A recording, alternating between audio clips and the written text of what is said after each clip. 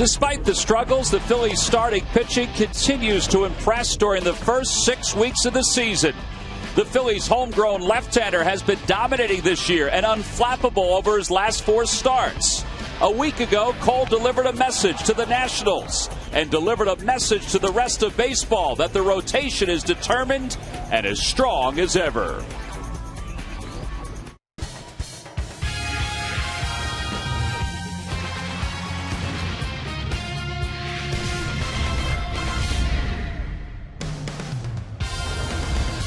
Every day at the ballpark is a celebration of this great game, but today it's extra special. It's Mother's Appreciation Day here at the ballpark. All the young ladies coming into the yard get the scarf compliments of the folks at Stroman's. It's going to be a gorgeous afternoon for baseball as we celebrate Mother's Day in the final game of this 3-game series between the Phils and the Padres. Hi, everybody. I'm Tom McCarthy along with Chris Wheeler. Happy Mother's Day. We hope everyone is enjoying themselves no matter where it is that they're celebrating this afternoon. Today, the Phillies will celebrate the return of Cole Hamels, and they're hoping that he can pick up right where he left off last Sunday night. Well, he's been their most consistent pitcher, Tom, no doubt about it. Roy Halladay, he's really pitched well, but he just can't seem to pick up a win. Cole, on the other hand, has been able to. Who could forget this last start? Certainly got a lot of pub, especially after Cole talked about hitting Bryce Harper, and then did Zimmerman hit him on purpose? Sure looked like it, but that was the end of it right there, and then it continued, as we all know. But what a game he pitched against Washington last Sunday night in front of the whole nation. Had a great changeup, used his cutter effectively, just dominated the Washington Nationals. In fact, he was pitching so well in that game that he was going to go out and pitch the 9th inning after a strong 8th inning, but Phillies blew the game open in the top of the 9th inning, and he only went the 8th. This is what he's done in his last 4 starts. The Phillies have won his last 5 starts. Unlike what's happening with Roy Halladay, the Phillies seem to win when Cole goes out there, and they score some more runs for him, and that certainly is really, really important because they don't do that for Doc. Yeah, one of the big issues that Doc has had is that the Phillies haven't put up a whole lot of offense, as Wheels just alluded to, and last night was the same old story. Same old story. It was kind of a microcosm of what's been going on right now. It's a shame. They get opportunities late in games, these tight games, and they're just not able to score. They had gift wrapped a couple runs for them here in this inning, but then Hunter Pence, who's just struggling right now with runners in scoring position, pops up, and then Ty Wigginton, who's in a funk also offensively. Little flinch there by Bartlett at shortstop. Victorino just out. Then in the 9th inning with Jimmy Rollins at second, Shane Victorino strikes out, and then here's Hunter Pence again on a high fastball. He goes down on strikes. So this is the team offense this season, where they go as far as National League ranking. Pinch hitting, well, they haven't had a whole lot of that. Extra base hits way, way down, and I think that's pretty obvious. Runners on third, less than 2 outs, just not able to produce them, and runners in scoring position, very poor in this series. You know, you get a little confused sometimes. You see their run totals can be high, but then they'll score 13 in a game and lose. What they do is they score 2 or 3 runs in a lot of games, and it's hard to win consistently that way. Yeah, how about 1 run or less in 10 games so far this year for the Phillies? Well, they'll look for a little offense this afternoon. They'll also look for Cole Hamels to have a big day. And Jeff Suppan, the veteran, is back with the Padres in his 3rd start of the year. He's 2-0 with an earned run average just under 1. Well, with Mother's Day comes warm temperatures. That's right. Make sure you keep lathered up as we get ready for Game 3 between the Padres and the Phils. Phillies baseball.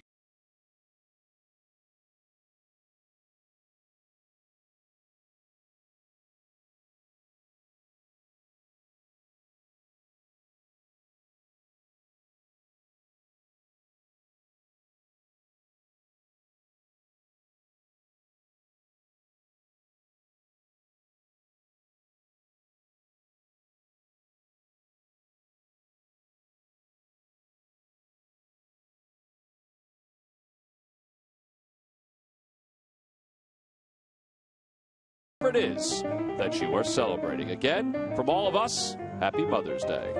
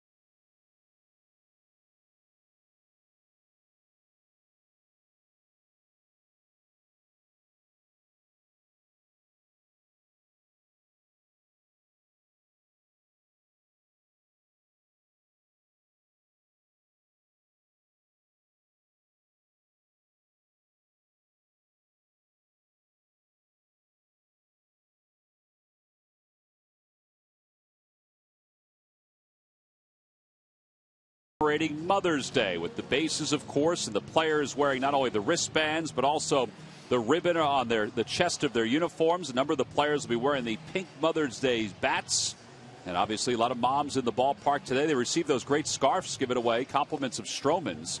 It's Stroman's Mother's Appreciation Day here at the ballpark as the Phillies and the Padres wind down this three-game series. Let's take a look at the Padres lineup. It's brought to you by Xfinity, your home for the most live sports. Leading it off at center field, Cameron Maybin, then Kristen Orfia and Yonder Alonso.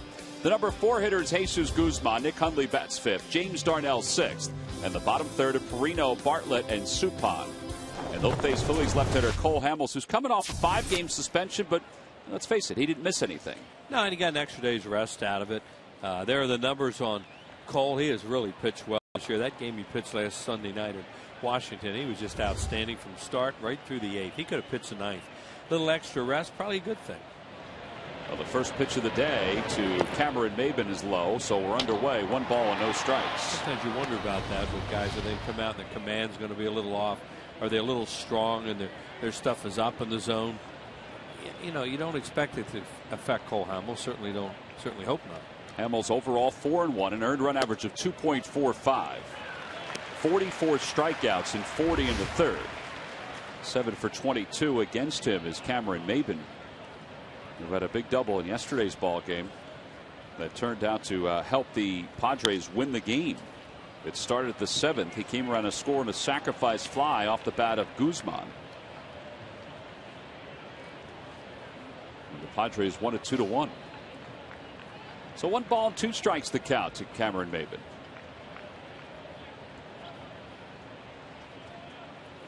And a liner back through the middle, a base hit. It was a cutter that was up. And Maybin has the first hit of the day for the Padres. Time now for our Nissan keys to this afternoon's ball game. Beautiful afternoon. Mother's Day will win the series. You know, that's something they did so well the last few years and not so hot this year. And Suppan's the kind of guy, he's going to be out there trying to finesse the Phillies this afternoon. You have to make him get the ball up, get ahead in the count on him, and get him to get it in the middle of the plate, and you can hit him. Winning the series, and then hopefully if they take 2 from the Astros, they can have a 500 homestand. There's a bunt to the right side. Nobody's there right away, but Galvis comes over to clean up. It's 3-4 on the putout. Sacrifice will be successful. He is so aware of what to do on the diamond. Freddie Galvis, every time you watch, it seems like every game, you know, you have to think maybe they'll sacrifice here, but it kind of took you by surprise. See, because he's not showing it. And now here's Galvis. His responsibility is to break to first base if the ball's bunted, but he's bunting for a base hit as much as anything. Cole Hamels is not going to get there. Galvis does. Such awareness on the field. So 1 away, runner at second. Here's Yonder Alonso. And he takes low, 1 ball and no strikes. Well, there's times when you're out there as a second baseman, such an obvious bunt situation, you're thinking about going over there. But he didn't show that till late and bunted for a hit. And that can catch a second baseman flat-footed sometimes. Right. But he's not even a second baseman. That's what's so amazing about his instincts. Sometimes, too, on a play like that, although it wasn't that far away from the first base bag, the second baseman will come in and try to field it. Sure. Well, Mayberry was going after that thing immediately, and Freddie saw that, so he thought, well, I've got one place to go right now, and that's beat that hitter to first base.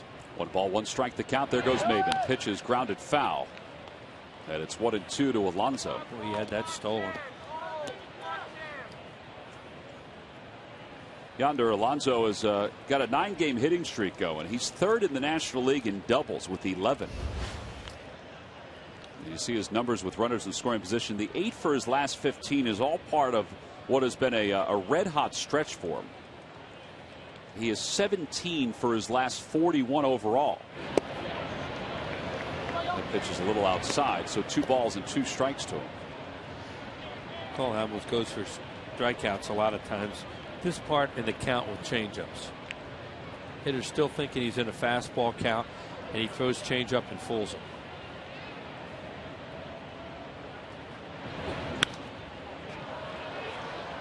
Well, there was a curveball from Hamels.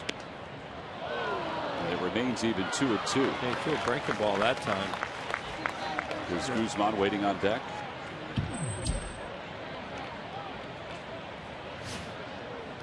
He's got some pink wristbands, necklace. And of course, Yonder Alonso wearing the pink, using the pink bat at the plate. Swing and a miss. He got him. Sounded like it may have tipped it to the glove of Schneider. It was a changeup. First strikeout for Hamels. That's the pitch we thought he was going to throw the pitch prior to that. Because he throws a lot of 2-2, 3-2 changeups for strikeouts. And there it is, and it just disappeared on Alonso. Pink bat, black bat, brown bat, white bat. Not going to hit that one. That strikeout, by the way, for Hamels, number 45 on the year. And now Guzman. Batting cleanup today. They didn't start yesterday, but he had a big at bat. That sacrifice fly against Roy Halladay was not deep in shallow right field, but it produced the go-ahead run. Now Hamels trying to work out of a little jam here in the first. There's Doc. Had some pretty good quotes after the game yesterday. First time in a Phillies uniform that the Phillies have lost 5 straight starts. And Doc said it's not the run support, it's just not winning games. That's frustrating for everybody. That's really the bottom line. And there are a lot of different reasons for that. He said he was showing some emotion after the Padres took the lead, and he said he's not going to apologize for that emotion. Just off the inside corner, 2-1 to Guzman. That line yesterday right there is good enough to win any ball game. Yeah, that's an understatement. Think about the losses or the runs he's given up. I mean, if the Braves game aside, the other 4 during this stretch, he's barely given up anything. Right. The one bad game. Unfortunately, that's a game where they scored all those runs and wound up losing anyway.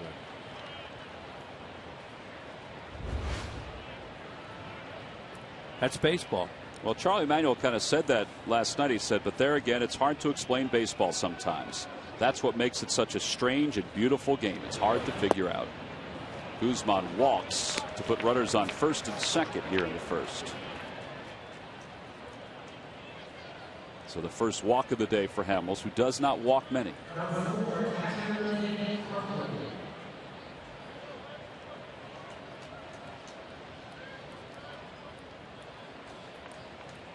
So runners on first and second with 2 outs here at the top of the first.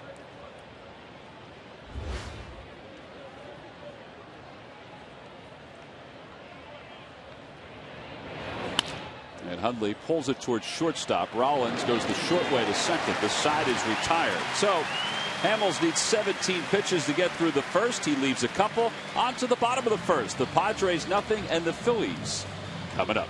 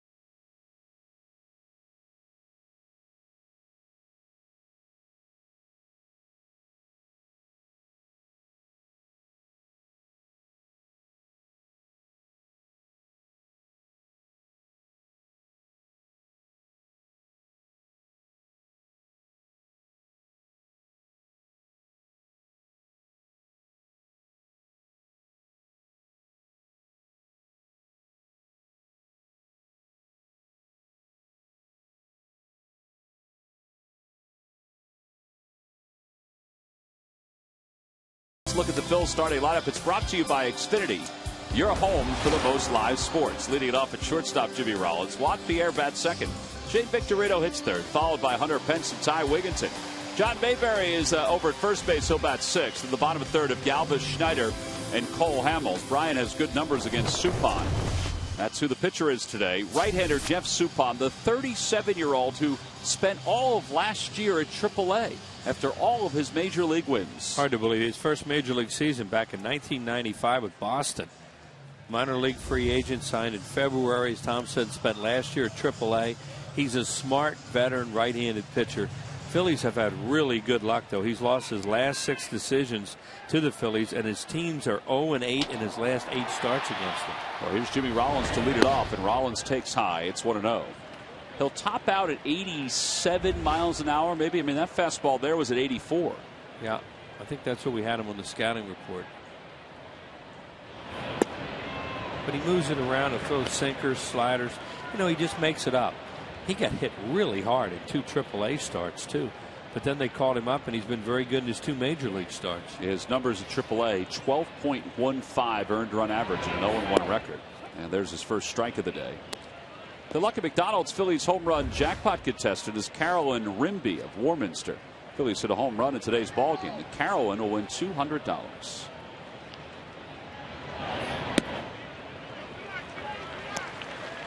Suppan is a former second-round pick in 1993. Made it to the majors from Double-A with the Boston Red Sox. He was their prize prospect. Rollins hooks one deep to right field. Going back to Northia. Gone! Home run for Jimmy Rollins. His 38th career leadoff home run. And it's his first of the year. The Phillies take a 1-0 lead.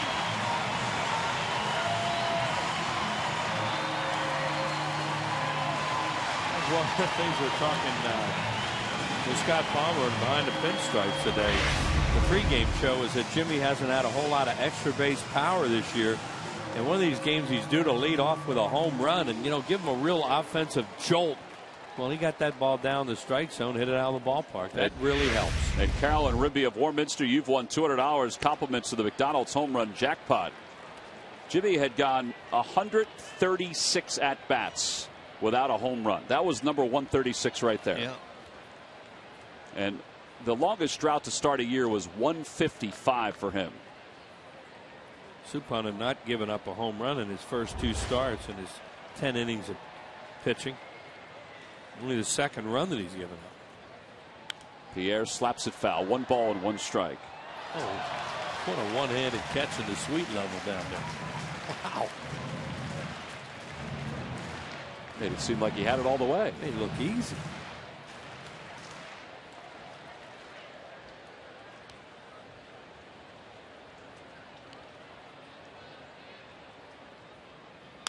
Pierre back to the box, and Suppan will make the play for the first out. So 1 away. That'll bring Victorino to the plate. Mentioned last year, Suppan spent all of 2011 in AAA with the Royals. Surprising that there wasn't an opportunity or 2 for the Royals to use him in the big leagues, but he was 11-8 at AAA with a lofty 4.78 earned run average. Well, he's always been a guy who gives up hits and runs, but he wins. And that's why he's been a pitcher that teams have wanted for a long time. Victorino 4 for 8 in the series. Takes a ball inside. It's 1-0. Nothing as a hitter that you're uncomfortable, that he makes you uncomfortable up there. He just has always been able to hit his spots. See Shane's numbers overall, 259 with 5 home runs. Phillies out of the chute here are being very patient with Suppan. Well, that's the way to work him. You talked about that in the scouting report. That, you know, you want him to get into fastball counts and hope he'll throw some.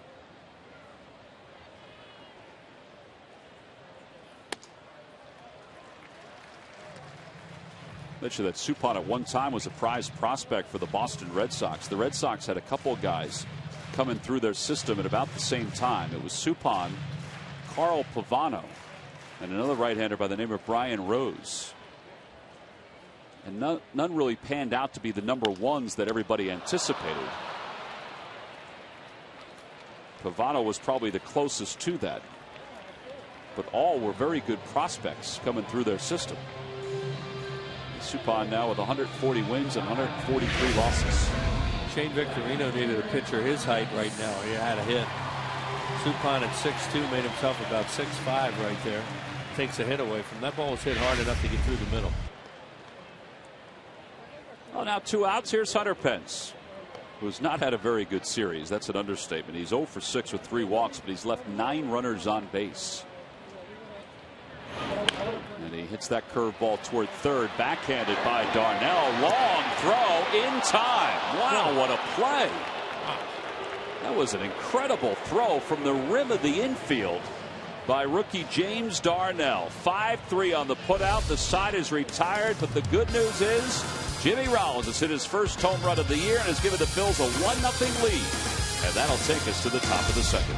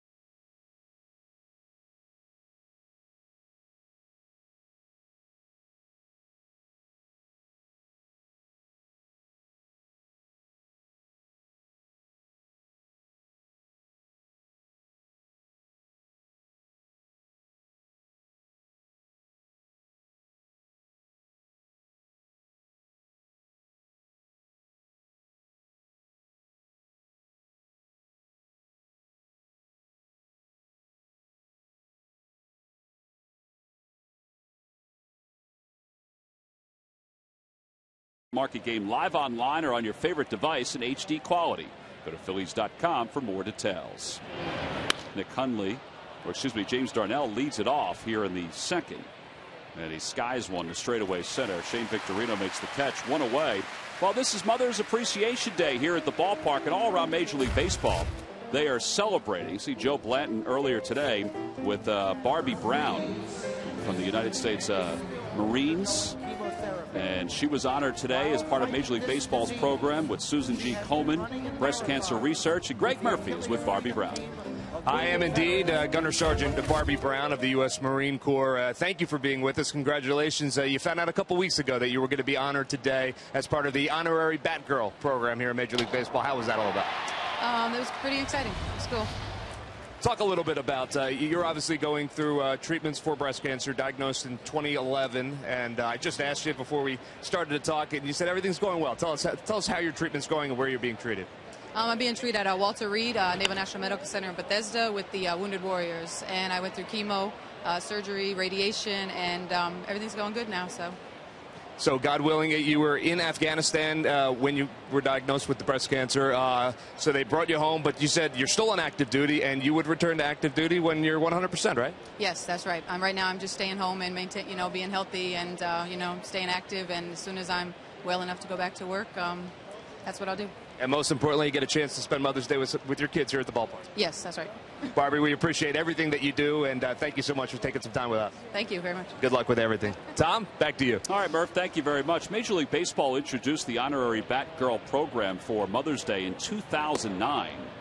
And as we mentioned, it's in conjunction with the Susan G. Komen Breast Cancer Research Center. There's so many events that are going on. In fact, there's one going on, or one that went on in Center City today. And it's all part of what Major League Baseball is trying to do to promote breast cancer research. And the same thing during Father's Day with prostate cancer research. And Barbie Brown, who was originally from Scranton, was selected as part of this program, and a great honor for her and for her family to get to enjoy a game here at Citizens Bank Park. The race for the cure took place earlier today in downtown, the 5K run walk. It was the 22nd annual. Yeah, that's a great event. Last week in Washington, went over there, had the night game there, went over to Washington last week, just do some walking around sightseeing on Sunday, and they had it in Washington last week. Well, you see the players, some of the players using these pink bats, including Andy Perino, who is ahead 3 balls and 2 strikes. It's part of MLB's going to bat against breast cancer program. The use of these bats, as Hamels walks his second hitter, was implemented in 2006. And if you go to MLB.com following today's game, you can bid on these game used bats that some of the players are using all around baseball today, and the money raised in those bids goes to the Susan G. Komen Breast Cancer Research Center, which is always a great function for Major League Baseball to be part of. Well, it's great that MLB's gotten involved in these great causes, charities. Make people aware of some things that you can do to try and prevent some things from happening, and heaven forbid when they do, the treatments that are available. Jason Bartlett is behind 0-1.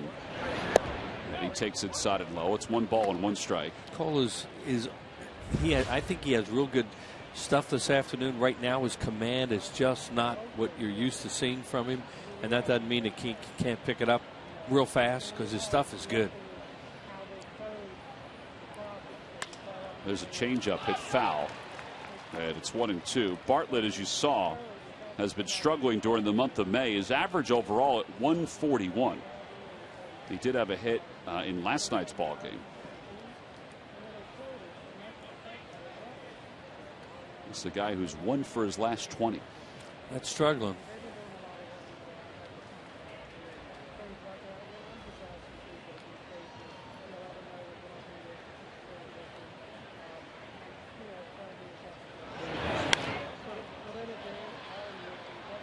Out of play, and it remains 1-2. Really came inside there probably with a cut fastball. Now, you know, so many times pitchers that have Hamel's stuff and location then will throw changeup away if they have one, and he has such a great changeup because they've just made him so aware inside.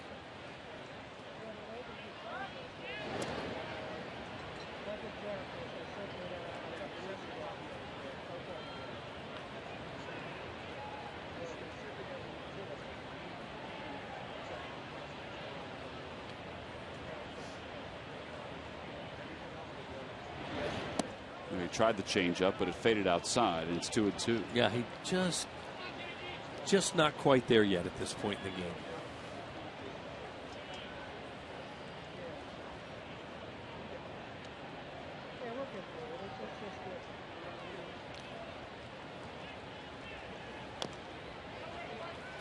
He's not getting the swing and a miss stuff that he'll probably get as the game goes along. His pitch count's also a little bit high, and that includes an out on 1 pitch in this inning.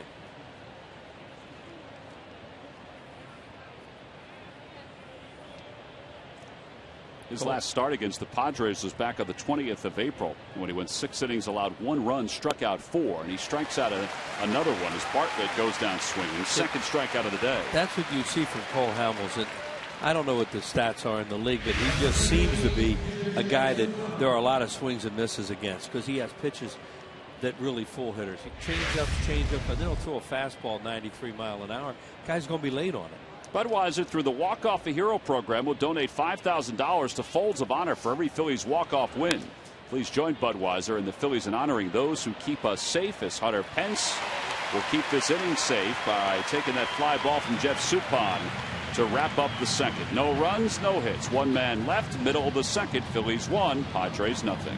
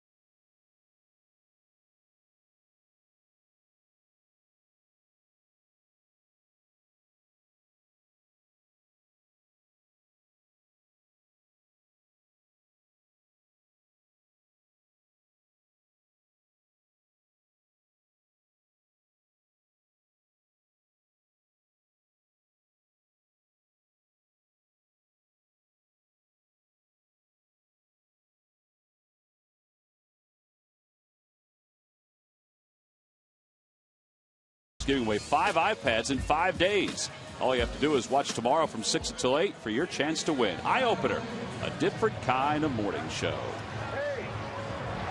A lot of folks want to get themselves on television. That young lady, she has seen enough. Having some ice cream. Go to the bottom of the second. Did you hear that promo about the free iPad? Yeah. Well, I'm just thinking that the boys would love to have heard that. In fact, aren't they about ready for a new one? Well, Larry has 2, which he's operating each and every game. Right. So he may need another one. What are they? What's the highest it goes? 4? 3 or 4? I think it's iPad 3. Well, then he has 2 and 3. So he needs number 1. Now he has one where he uses for his score sheets, and then the other one he uses for just general research. It's all part of what could be a great TV sitcom. Ty Wigginton is the batter. It's 1 ball, 1 strike. The best is when Sarge is trying to explain to him different passwords and things like that. You come in our office, there's no part of it about being a great sitcom. It is a great sitcom. Day after day. Wigginton asks for time. There's Larry. See there. There's the 2 of them. He's really using them. A lot of knowledge coming from them. He's got the iPhone there too. There's a grounder foul. and there's a monitor there too. We have to show this. See, there's the monitor. There's iPad. There's that. Yeah. And then he got all this stuff working here. And then there's that. We won't. Oh, that's some great stuff. Oh man. 2-2 to Wigginton, a 264 hitter. Next thing I know, he'll be over here saying, "Don't make me part of your shtick." And then there's the other part of the shtick. Well, he's just using that. You know, that's all he's got there. He's just working that right there. That's it. And he's got a light on. Right. And he's shrugging his shoulders over there saying, yeah, they're talking about us. I don't know what they're saying. Wigginton hits it hard to third. Darnell takes a half a step back and then sails the throw. Now Wigginton will get second. That ball went down into the well. Well, the Padres, as we've mentioned before, are not a very good fielding team. I guess Darnell needs to throw from all the way back on the grass and just wing it over there, and it'll be right on the bag like he ended last inning. That was such an easier play that he just had right there. Yeah, very easy. You know, he had his glove, now he crow hop right there. Take your crow hop and let it go, but airmail. Look out, Sammy. Sam Perlazzo's diving for cover on that one. So a runner in scoring position now for John Mayberry. His average 244 with a home run and 6 runs batted in. He's never faced Suppan.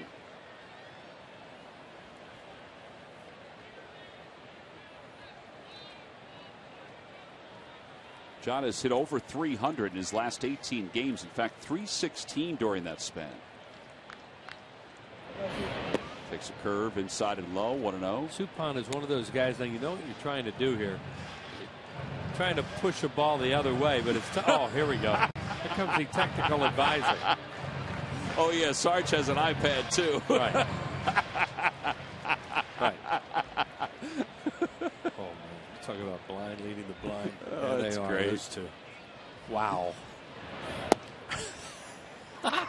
The ever-evolving skit, which includes Sarge asking where the App Store is. Where's the App Store? He wanted to go to MapQuest and run off directions to it. And then he was talking about his phone being an iDroid. Yeah. I'm telling you, that room that we have in there, you just sit there and listen. 2-0 the count to Mayberry. Mayberry just missed that one. Towering fly ball down the left field line. Will it hook foul and out of play? Oh, he made the catch. Guzman did. I think that went right through somebody's hands. It came back, but I think it went right through a fan's hands, and Guzman was able to make the grab. Too bad the guy didn't touch. Well, no, if he touched it, would have been fan interference because they're reaching over. Somebody's reaching there. He couldn't quite tell whether or not he had a shot at it. Oh, one away. Not much wind here today. It just drifted back. The point I was trying to make is this guy makes you roll stuff over if you're a right-handed batter because he doesn't throw hard. And Mayberry right there, they may have just wanted him to swing anyway instead of just give himself up. But he's a tough guy to hit the ball to the right side on for a right-handed hitter because of the lack of velocity.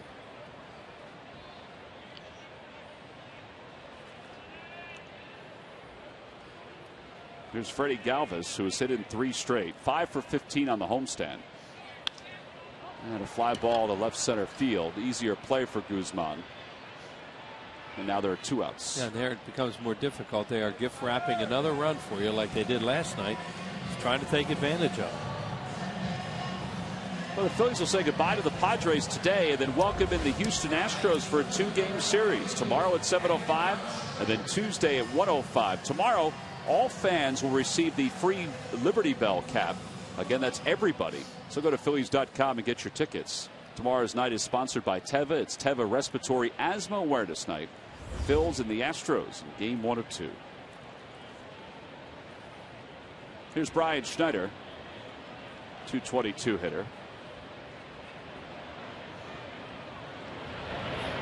Schneider takes low. Brian is 9 for 18 against Suppan. Suppan may be thinking right now, well, I don't want this guy to hurt me with 2 outs and a runner at second, but guy on deck is a pretty good hitter.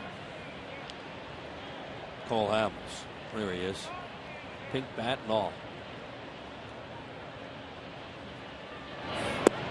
He's pitching around him. At least those first 2 pitches are way off the plate, which is what you would think a veteran would try to do here.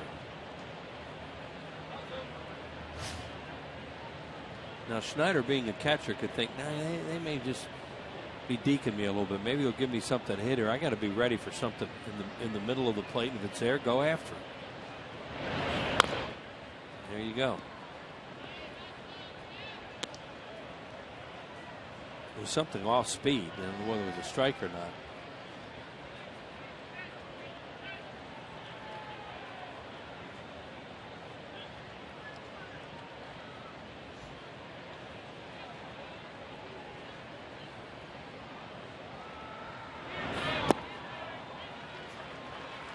Pitch around.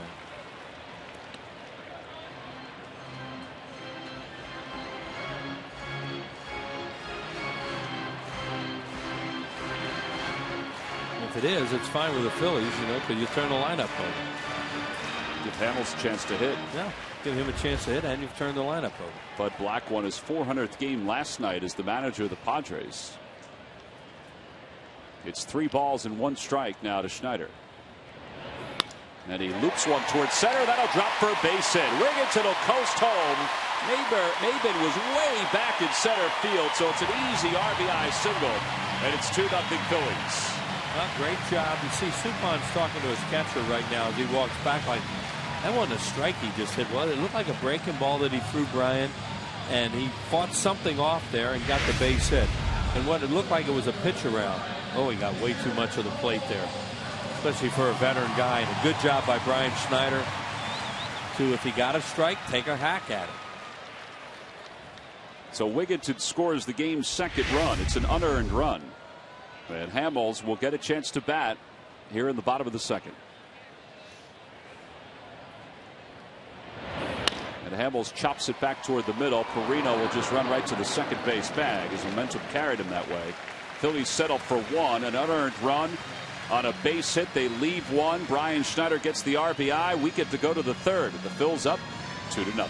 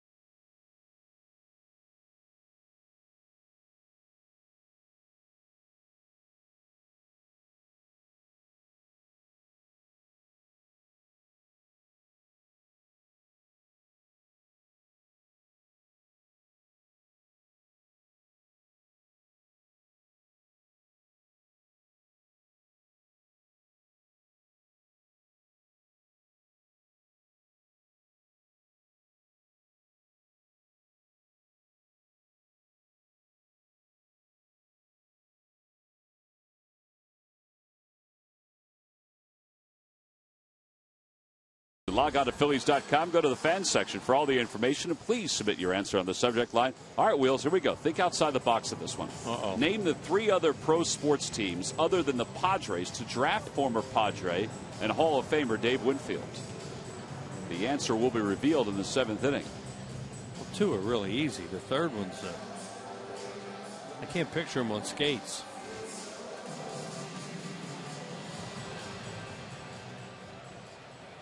You think he played a little ice hockey? Could have. He went to Minnesota. That is true. But I'm not using it. That's not a guess. It's a great question. It is good. It's a trick question, too. Of course it is. Think outside the box. That was a hint. Here's Cameron Maben. He singled his first time up. He takes low. Phillies up 2-0. A run of the first, a run of the second. Brian Schneider's RBI single gave the Phils the 2-0 lead.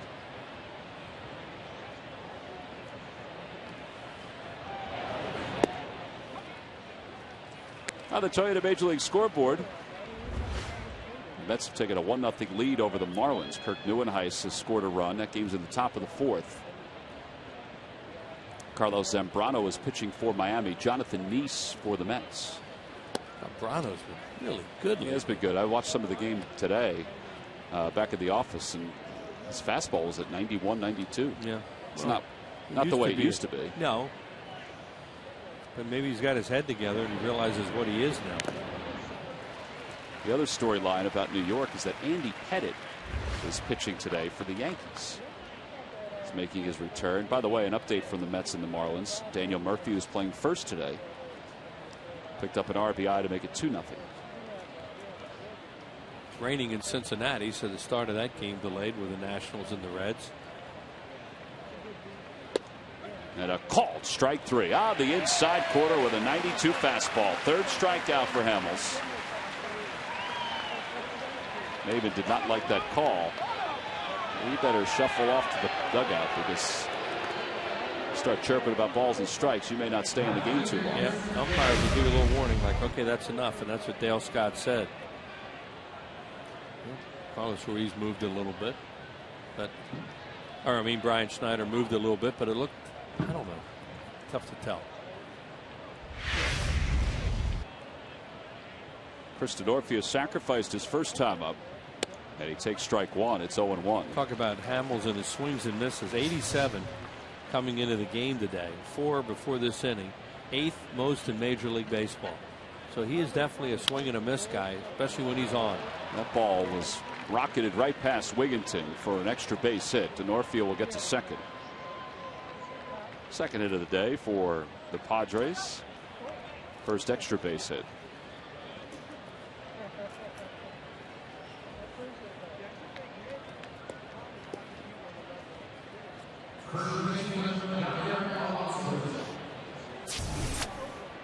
There you go. Swing and a miss. Leaders among the starting pitchers for the Phillies. Hamels and Halladay, Blanton. Not surprising with Worley, has a lot of strikes, but so many called strikes.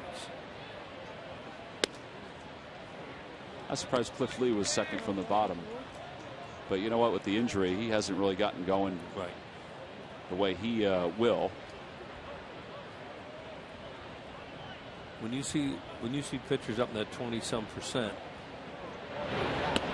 they're usually going to be pretty effective, because that's a lot of times guys are not putting the ball in play. Now as you see, Lee, there are certain pitchers, that they don't want that. They want the ball put in play early. They're contact type pitchers. Swing and a miss. 2-1. So they want to put in play early and get outs quick.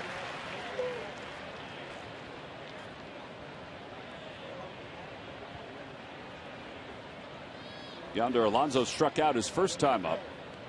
1 of 3 strikeouts for Hamels. Just outside a little bit, and it's 3-1.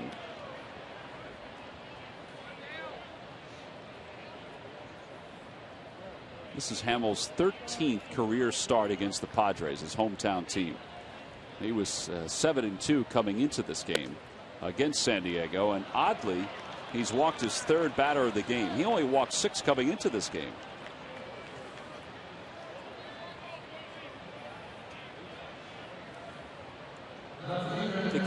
pitch was a pretty good pitch. He liked both those. 2 pitches away, but you know, Dale Scott setting up inside, and you know, that outside corner just a little bit off, it isn't there. Well, now Jesus Guzman, who walked his first time up.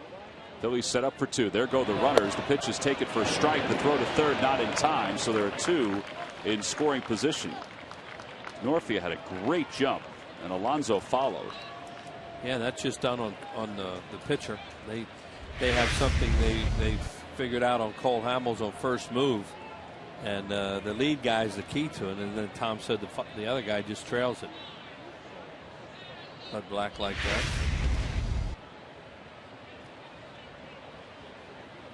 Phillies play the infield back. They'll concede the run. CB Buckner says Guzman went around, and it's 0-2. Here's where you need that swing and a miss. Phillies are conceding a run right now on a ground out.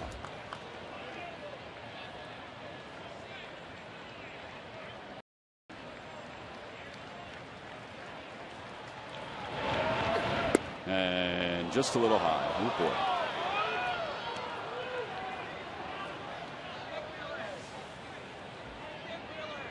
He really tried to surprise him there with a curveball. I think he did. He surprised everybody. I guess a little high. Yep. Grounder toward third. Wigginton charges, scoops it on the short hop. A run will score. 5-3 on the putout, and it's a 2-1 game. So an RBI for Guzman, his second of the series. That's a good job by Guzman. Puts the ball in play. Wigginton makes the correct play there. Because when you're playing the infield back like that, you're conceding a run. They're going on contact. You throw that home with a run like that, you might hit him right in the back. The run's going to score. The inning's alive. Base runners all over the place. You take the out and give him the run.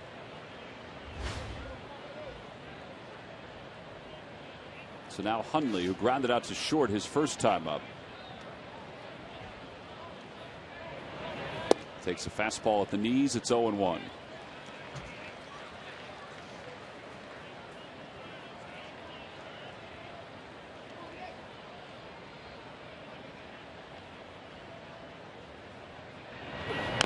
Little number foul, 0-2.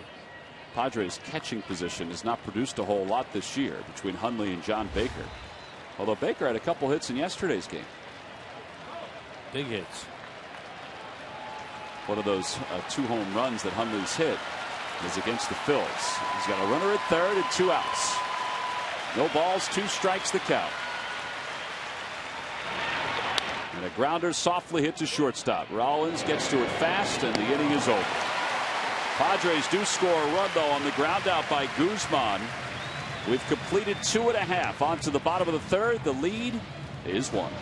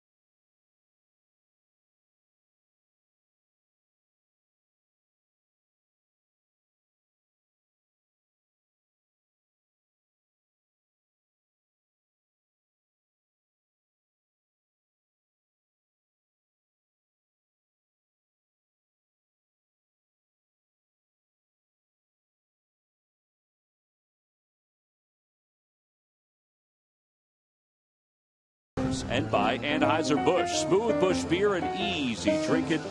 Busch Light. Some of the moms enjoying today's ball game here at Citizens Bank Park. great giveaway, which they really don't need to use today, but they'll use at some point this year. The blue scarf, which is a beauty. And the day got off on a good note for the Phils when Jimmy Rollins led off the bottom of the first inning. Yeah, pitched down in the zone. Jimmy always been a really good low ball hitter, especially left-handed, and just golfed it into the second row out there in right field. For that home run and every one hit by the Phils this year, one tree will be planted by the Pennsylvania Horticultural Society as part of Home Runs for Trees. Go to Phillies.com/redgoesgreen for more information about that initiative. So Rollins will start off the third, takes a curve, but it's 1-0.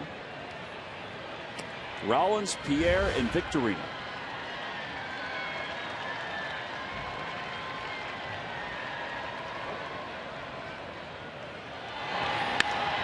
That one's to left. 2 pitches, 1 away here in the third. And that'll bring Juan Pierre to the plate. You know, every year the Phillies have this drawing where they put the players' names in, and whoever's name is drawn, they bring that player's mom to the ballpark for Mother's Day. And Juan Pierre's mom, Derry, was selected this year. And Juan presented her with some flowers. He also presented his wife, Liz, with some flowers, too. Accompanying his mom to the field is Phillies outfielder Juan has always been one of the the hardest working players in Major League Baseball. So his mom gets a chance to enjoy a weekend here in Philadelphia to watch him play. First year in the major leagues, 2000. That's how long he's been around. Here's Juan's family there.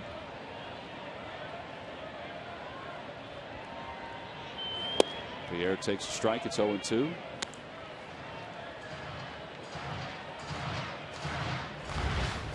He grounded back to Suppan his first time up. You're wondering about Pierre's average and whether he is in the top 10 in the National League. He's not.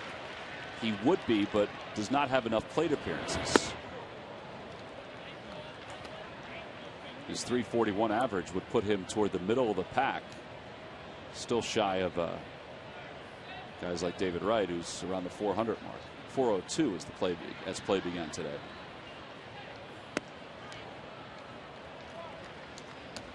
David Wright, you can see early in the year, isn't pulling off the way that he did for a while. He's not pull happy, and they say one of the reasons is the shorter dimensions in his new ballpark.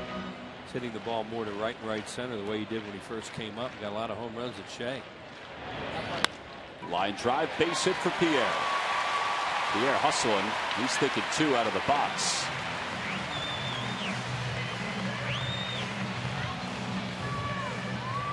So a 1-out single, and Juan with his second into the series. They keep chipping away, pick up some runs, and have a comfortable game. Whatever that is anymore.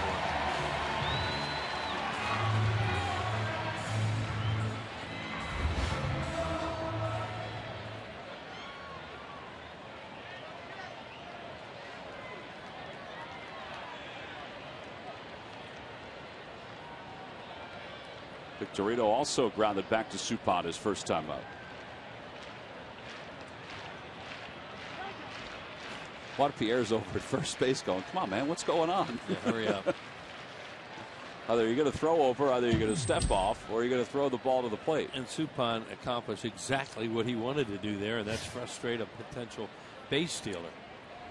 There's a lot of ways to do that. One of them is just hold the ball the way he is.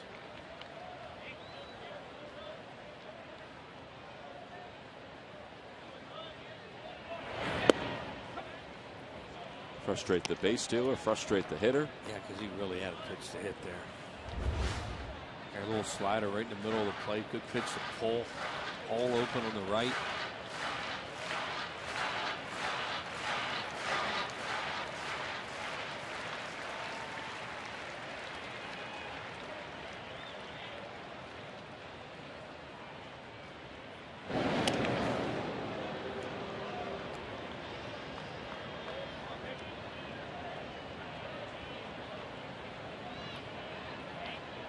Juan has stolen 5 bases this year. You saw that note before. 559 stolen bases for his career.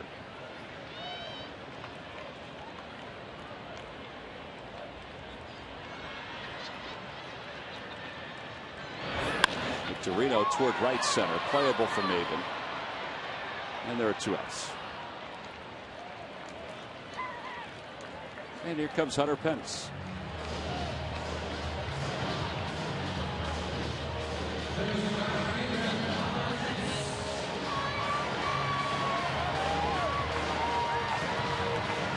Pence grounded out to third his last time up. Fanatic has found his way out toward left field.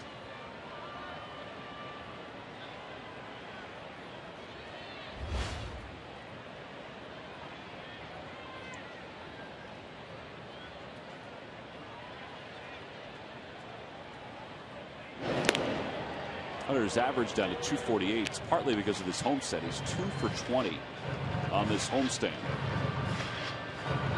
And he's 1 for 23 against the Padres.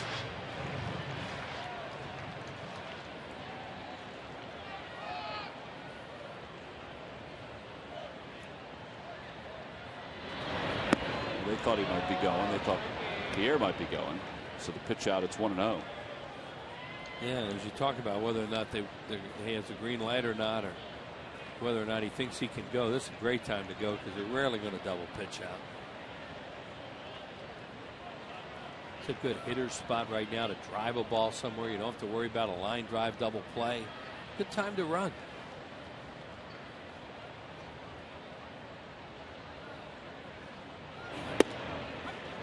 Pence was thinking that too. He took a pitch for him. Right down the middle. That's what happens when you're struggling. You swing at the balls and take the strikes, is what he used to say. And there's a lot of that going on with Pence, unfortunately for him.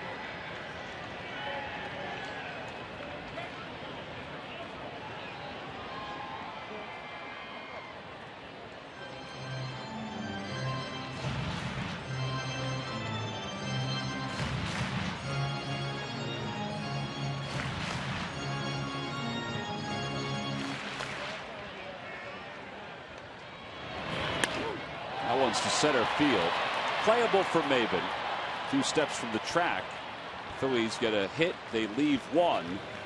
We've completed 3. We go to the 4th here at Citizens Bank Park, with the Phillies hanging on to a 1-run lead.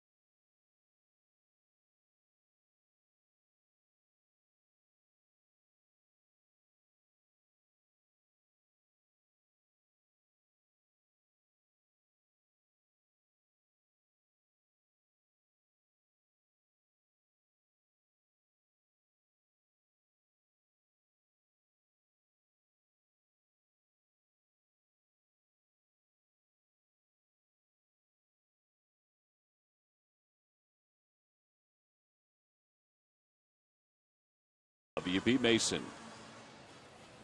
Another sellout here at the ballpark.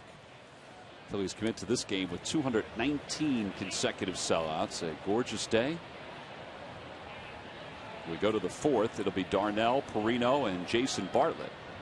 Phillies hanging on to a 2-1 lead. And the first pitch from Hamels is in there for a strike. It's 0-1. Darnell fly to Victorino his first time up.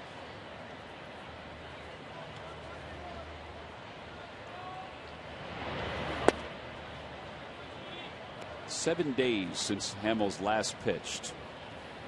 Obviously had to serve the 5-game suspension plus the off day. on Thursday. Got a chance to throw aside. But when the Phillies played, he wasn't allowed to be around. He's kind of finding his way through here today. Is that punishment? That's what Major League Baseball's punishment is. You can work out, but you can't be around. Can't be around your teammates. During the game itself. Oh, I see. 2-2 pitch. Opposite way, a foul ball. And it remains 2 balls and 2 strikes. I don't think there'll be a lot of ill effects with him pitching. If anything, might be a little bit too strong, but having thrown aside, he's learned how to harness that by now. A little extra Mother's Day gift there. And another foul ball. It remains 2-2.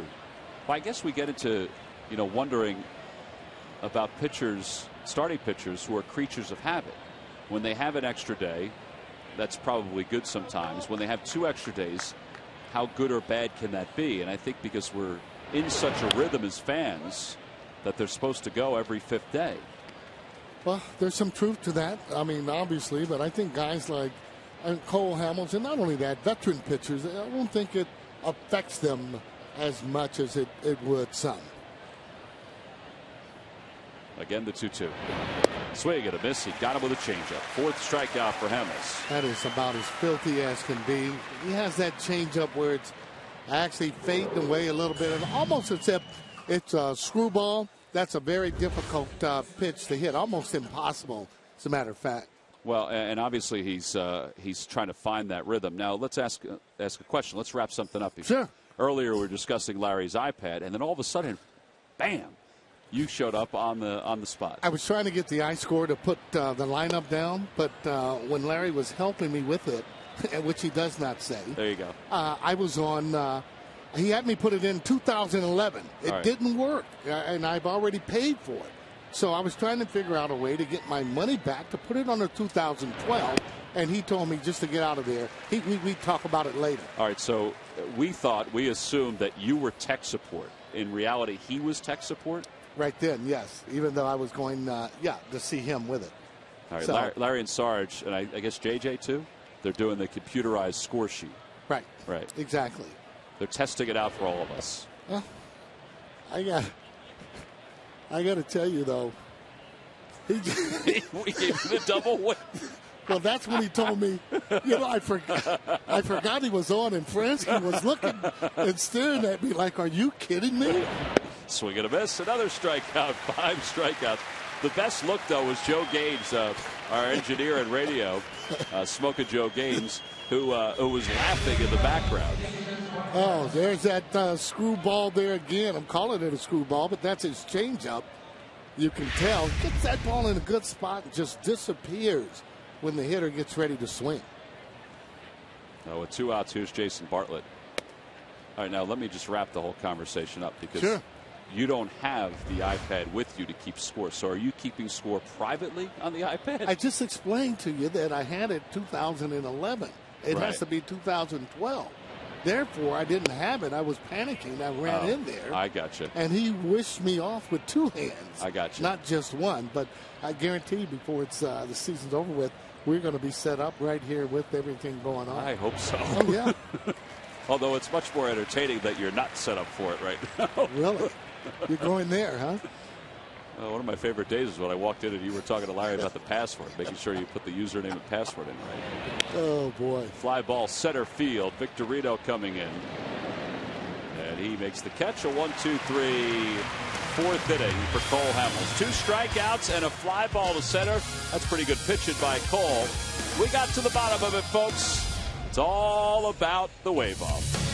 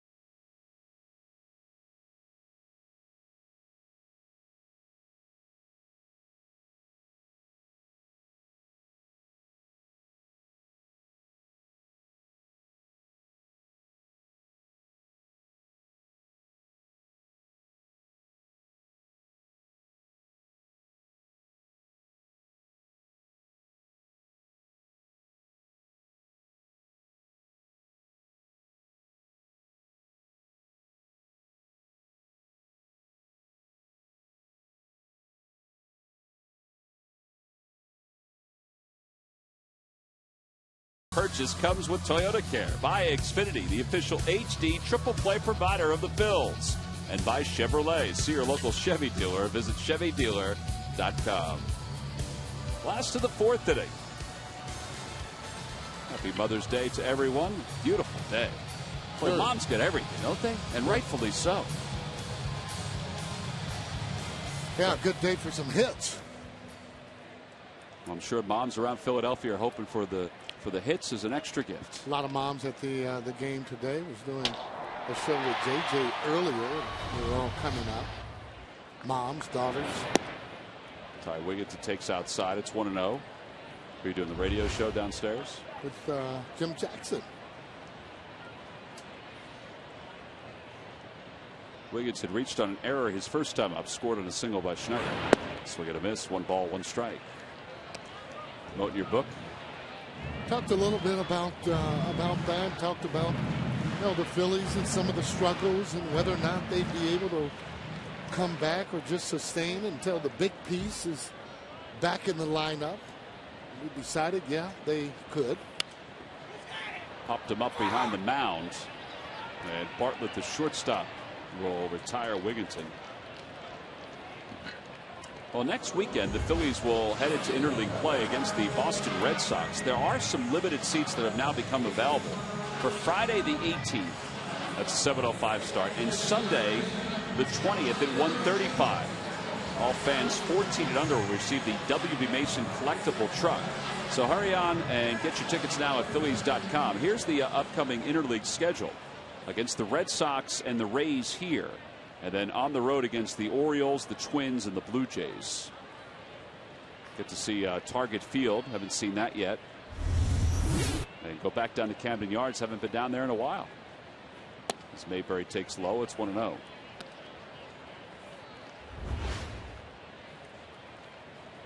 Tickets against the Red Sox are always some of the toughest to get here at the ballpark. So that's good news for some fans that there are some seats available for that series.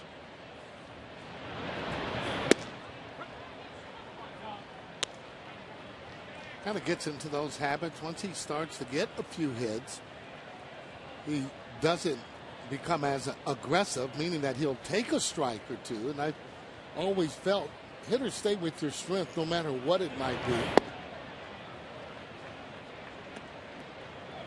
Certain balls that if you connect with, that usually you're going to hit them a long way.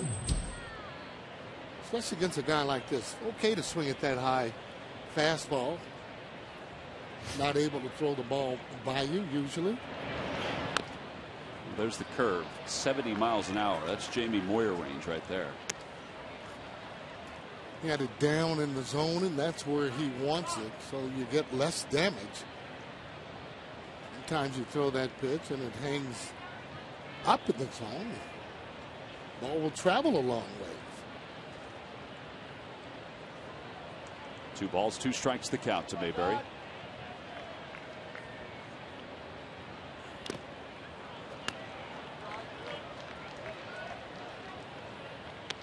It's his fastball. That's 87, but he had it in a good spot, running in and tying Mayberry up.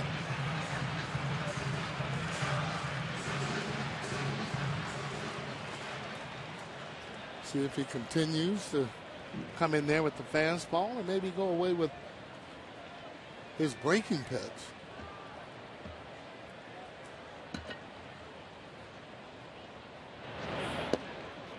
He tried to tie him up a little bit. That was the changeup that he tied him up with.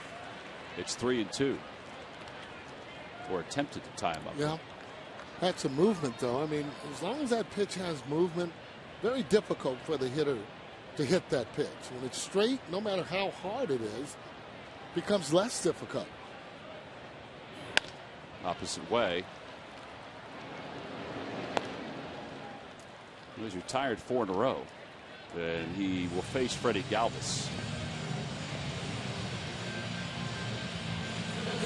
Jeff Suppat has won 16 games on 2 different occasions in the big leagues, and he was a pretty good major league pitcher during his prime. Pitched for the Cardinals, that's where he won the 16 games. Obviously the Red Sox, the Pirates, the Brewers. As a hitter, though, you walk away after a game like this, and we're only in the 4th inning, but you probably sit there saying, man, I wish I had another chance against him. Oh, he can give you a comfortable over, meaning that not overpowering, and you put the ball in play, and after the game you're 0 for 4 and you're wondering how that actually happened. I think when he came up with the Red Sox, they thought he'd be at least a 200-game winner for his career. But he started, this is his 414th career start. Well,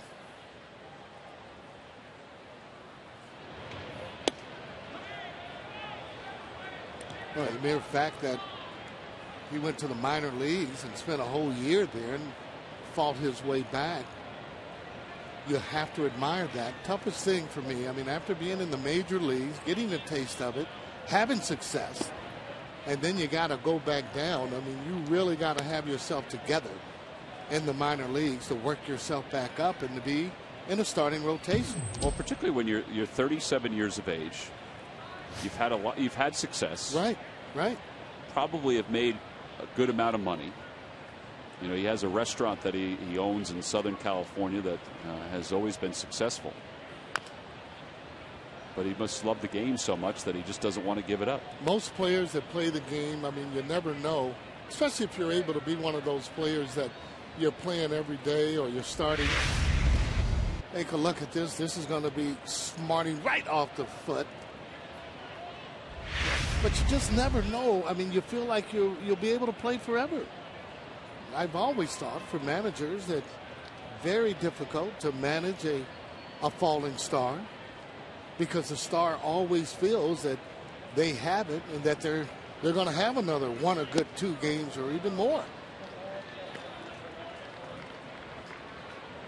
Well, I guess if you can play, you know, people always wondered why Michael Jordan came back, but if you can play and if you're not embarrassing yourself, why not keep playing? Well, it's just something about, you know, the cheer of the crowd, the one-on-one competition between the batter and the pitcher. And there you go, a 1-2-3 inning. He throws a changeup down and away to Freddie Galvis, and Suppan has retired the side in order, so he answers Hamels 1-2-3 with a 1-2-3 of his own. That'll take us to the 5th.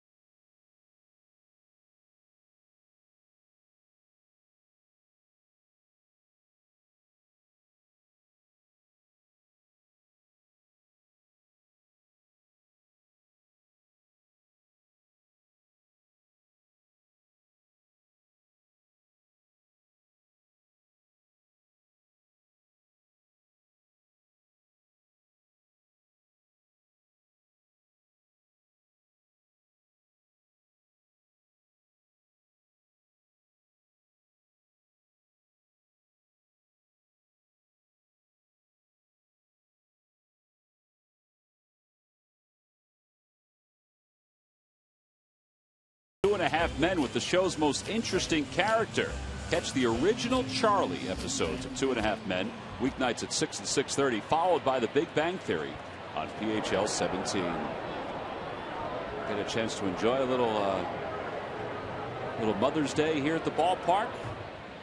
The youngster's day looks like it's winding down as Jeff Suppan takes a strike to start the 5th. Hamels has struck out 5 in this game so far. 0-2 the count to Suppan.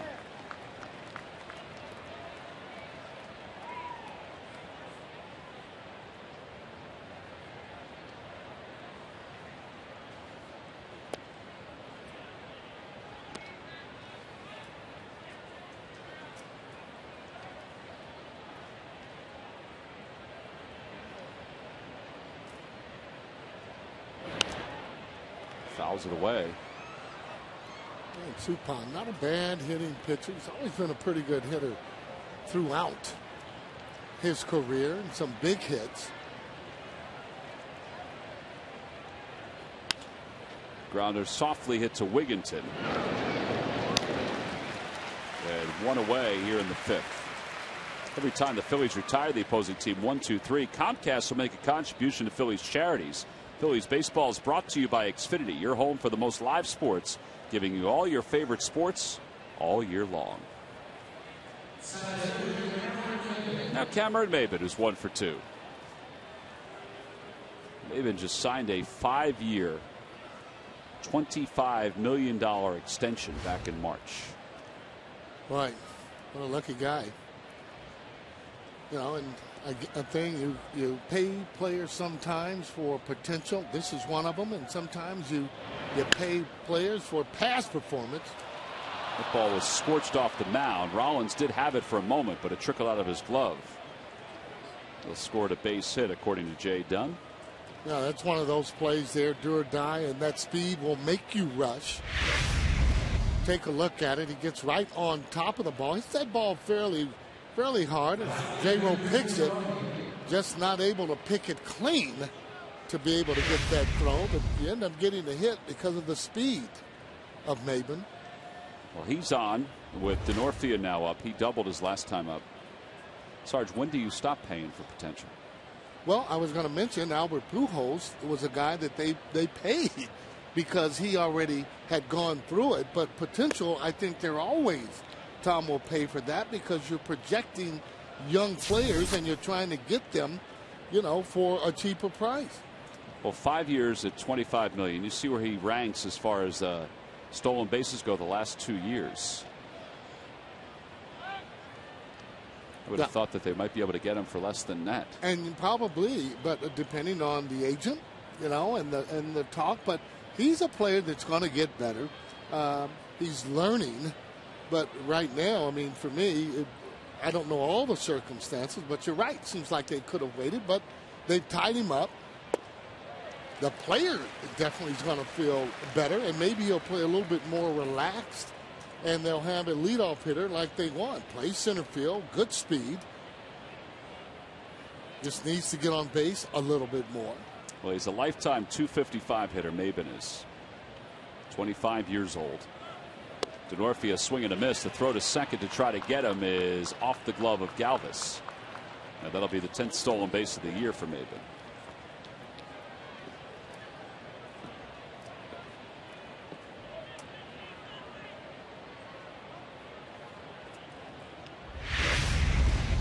Gets a good jump there. Yeah, he's got good stride. It's a straight steal. He didn't look back at all. And in scoring position.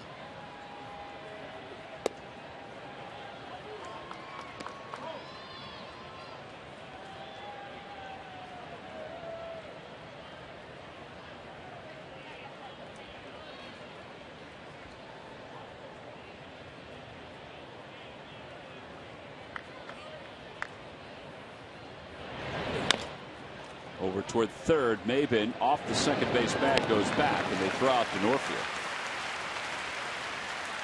So 2 outs, and Hamels needs 1 more out to get out of this inning.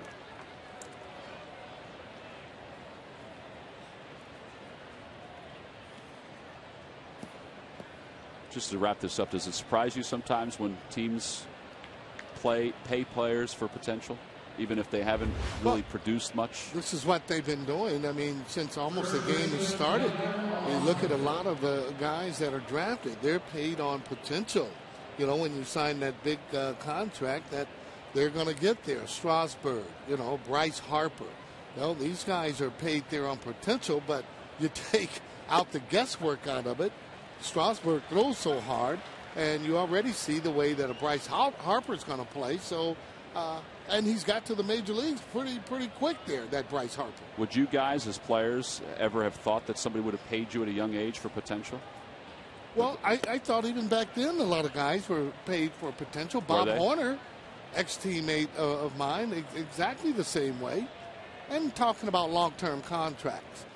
is what you're talking about. And yes, they are paid on, hey, these guys are going to be healthy and be able to produce. You know, the difficult choice for me would be a guy like an Albert Pujols, who has had great years, but to invest that amount for that many years would give you something to think about, and he's one of my favorite players of all time, for sure. 1 ball and 2 strikes the count to Yonder Alonso. The pitch from Hamels. Outside, and it's 2-2.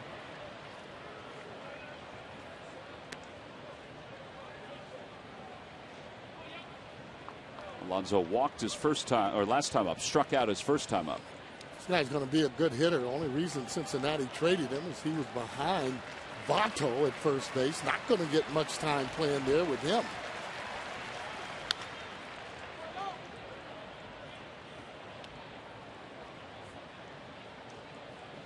And he looks like he's going to be a fairly good hitter. That's one of those situations where what a break for him to be able to go to a team like San Diego, know that you're going to be in that lineup once you get in there.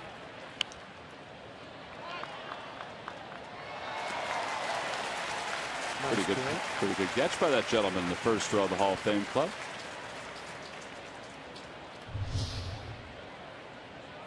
No matter where you are in the ballpark, when you catch a ball, you feel pretty good. Another foul ball up to that same area. Well, Hamels now has thrown 86 pitches. He has 2 outs here in the 5th. Kind of making them work some, fouling off pitches.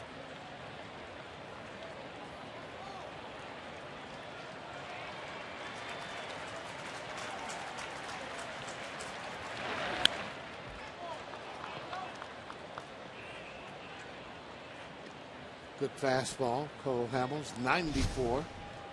Got that one in on his hands a little bit.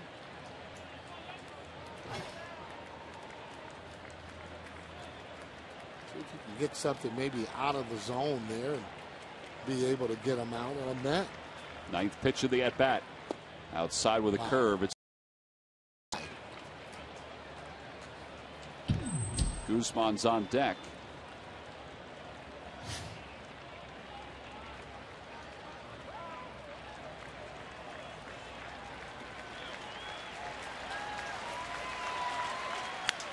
Looper toward Galvis, who makes the catch, and the inning is over. The battle was won by Hamels. He was locked at a doozy with Yonder Alonso, and he gets him to finish up the 5th. Padres leave one in scoring position. We go to the bottom of the 5th here at Philly.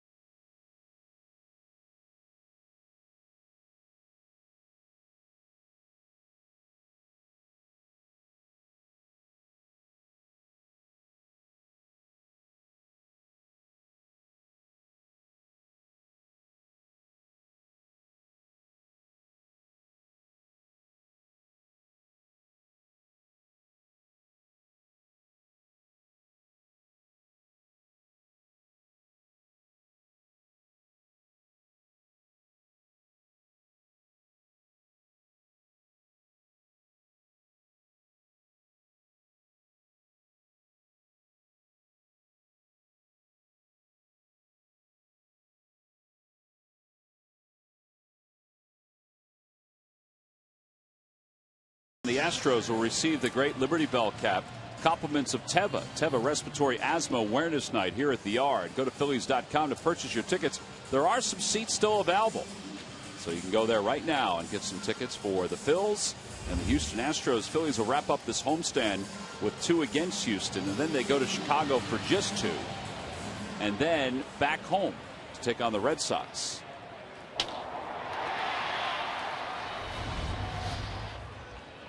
Bottom of the 5th, it'll be Brian Schneider, Cole Hamels, Jimmy Rollins for the Phillies against Suppan. And Schneider launches one to right field. It's hooking off the wall, and it gets away from Denorfia. That's going to allow Schneider to get to second. He's now 11 for 20 against Jeff Suppan. He hopes he never retires. That's unbelievable. We talked about there's certain pitchers sometime when you know and you see them, you are just going to get hits, and that is exactly what's happening with Brian Schneider. As he drills his ball, take a look at it, swinging with a lot of confidence there. No doubt about it there. He actually hits that ball, hits the bottom, and he's hustling into second. Safe at second. Safe and secure with New York Life. So Hamels will be up there to try to get Schneider over to third, I would think, with nobody out. Corners pinch in. He squares, bunts back toward the box. Suppan has it, looked at third, and the sacrifice is successful. Got to tell you, if he Wilson throws right away, Brian Mayer think is he hasn't? out. Yeah. There's no doubt, because he's not picking up speed. He's at 1 speed. Thought Suppan got to the ball fairly early, but I thought when he took a look, it happened so quick. Take a look at it. Now there's the bunt. Thought he could have actually got him right there. He's only halfway, and now he elects to throw that ball to first base, taking the sure out. I think sometimes pitchers get worried when it's a tag play like that, what would have been. But Hamels does his job. Rollins will hit with the infield in. Phillies up 2-1. Rollins is homered today. He's also flied to left.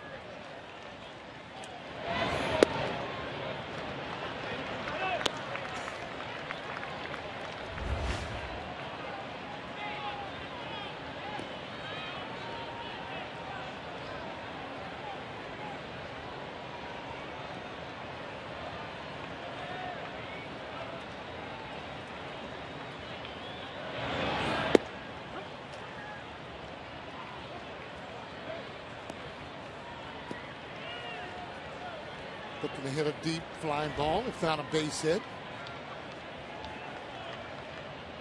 Infield in. Be difficult to score him on the ground. Hooks that one towards second. Ooh, Carino makes a nice play. He's got a really strong arm, and they didn't go on contact, so Schneider decided to hold. Yeah, that's a situation where the runner is going to read the ball. If it goes through, he'll go. See Samuel actually talking with him. They might have had him on there where it was contact because he started to go kind of, but then he was reading it. Good play. That's why we talk about, well, you're looking for a ball that you want in the air as opposed to on the ground. You know, there's certain situations in the game that dictate what you want to do when you're in that batter spot. Yeah, and if you're wondering about the arm, we said that he has a good arm. He has the best arm of anybody in the infield. Carino does. Pierre takes low. It's 1-0. Yeah, that's right, too. Again, pitchers that can't throw the ball by you don't have to really. You can wait. You can get 2 strikes on you. And I'll take an RBI for an out any day of the week. But I want that more in the variety of that long or deep fly ball.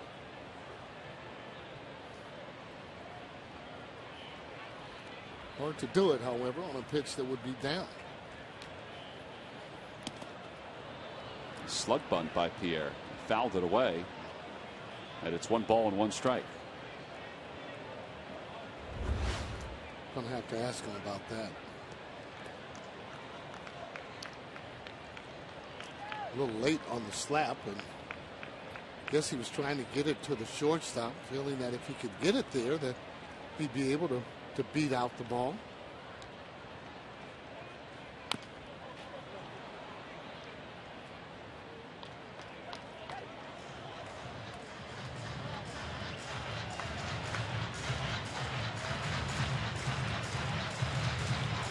These are always big situations. You look back in the game and you figure out where you could have gotten a run here or there. at the end of the game, you start. That's how you can figure out how you end up losing those ball games. You got to be able to tack on here in the major leagues. If you're going to be successful, the pitcher feels better, manager feels better, fans. There's a liner to right field, a base hit. Schneider will score easily. Pierre on his way to second. DeNorfia's throw is not in time. It's an RBI double. Wow. Phillies lead it 3-1. Clutch hit there for Juan Pierre, picking up his teammate Jimmy Rollins there with a 2-out double. Boy, did he get around on that fastball, clearing his hips. Take a look at it. Watch it clears those hips as that ball goes down the right field line there, challenging the arm as he goes in the second and running all the way. There's his mom, his family there watching, and they've seen it before as he's got the base hit, holding the breath as he gets in the second. There's that familiar clap. All right, now he's in scoring position for Victorino. Victorino is 0 for 2. 3 runs now on 5 hits for the Phils. Having your mom at the ballpark and getting a clean base hit. Not only that, he's gotten 2 so far, but just to be in the major leagues, but to perform the way that Juan has, and say what you want about him, he just keeps getting on and keeps getting hits. Mom's proud, he's proud.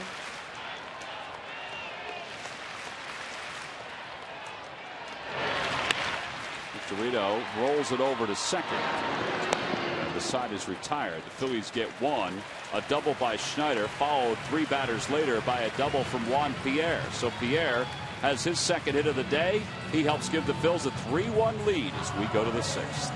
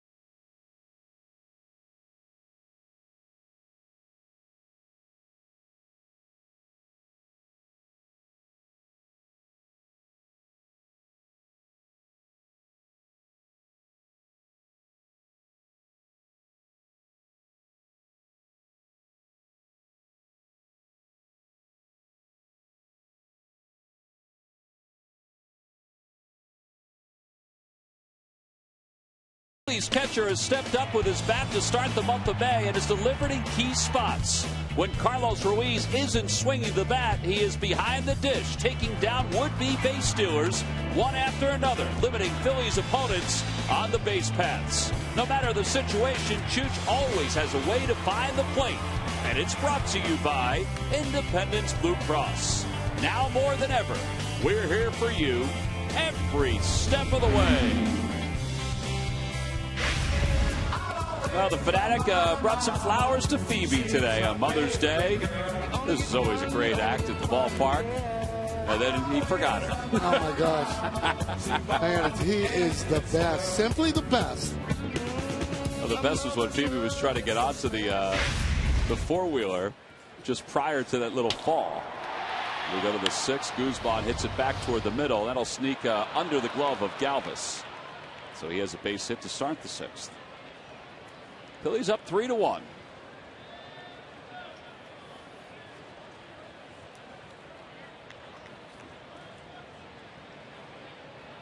Juan Pierre helped that with his RBI double. Brought home Brian Schneider. It's a big run, and anytime you get a hit with 2 outs, you consider that a big run. Now check out Phoebe there. She's trying to get on the bike, just trying to be a lady there. She jumps on the proper way. That ball is hit to medium center field. Victorino makes the catch. Guzman's going to try for second. The throw was offline. He would have made it. He didn't realize it. I said medium center. That ball was carrying pretty good. Yeah, carrying pretty good too, though. And as the outfielders would go, even when you handle one out, get in that position to be able to throw. Don't make it where you're surprised if that runner's going to go.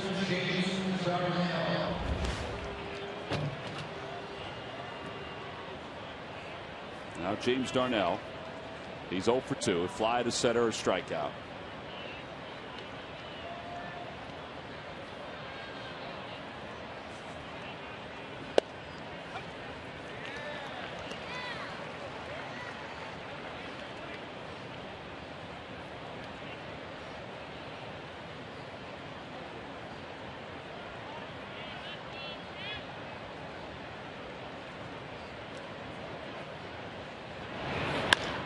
Down the right field line. That's a foul ball. That's trouble. That would have been serious trouble. Well, looked to be fouled though by plenty.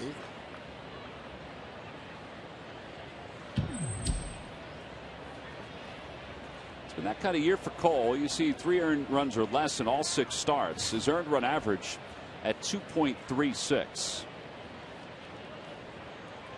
Big topic of conversation is what will he do at the end of this year? He's a free agent once the season comes to a close.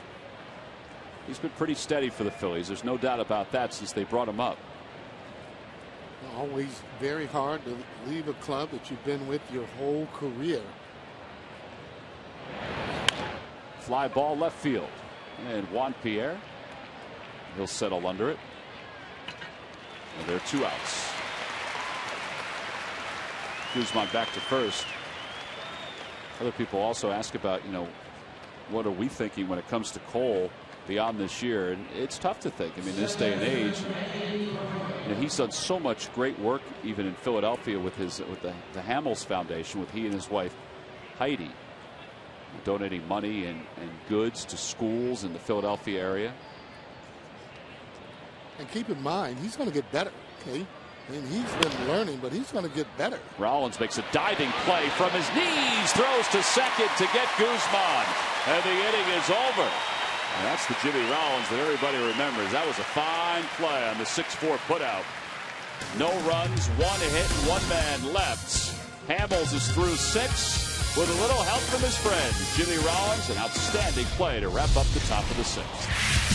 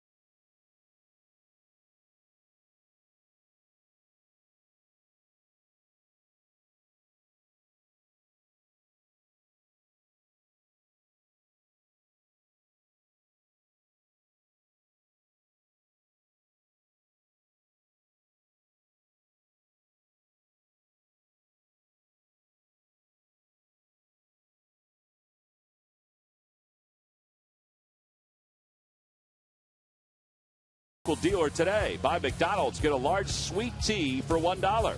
And buy Nissan. Get to a Nissan dealer for great deals on innovation you can count on. Innovation for all. Home half of the 6th inning.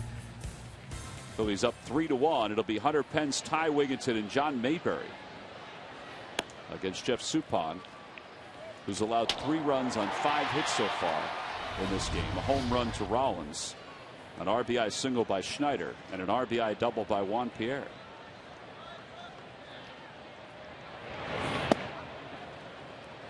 This guy here, you should be able to have a few more hits than 5 here. And I say that because it's not a guy that can overpower you. Doesn't have an exceptional pitch. He's around the plate, so he's not intimidating. Major league hitters should have pretty good at bats.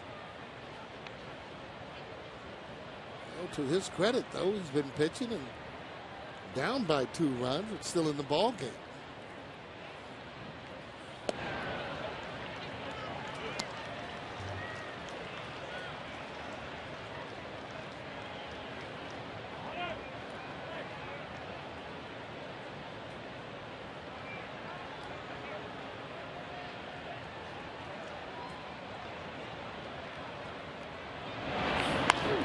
Spinner back to the box.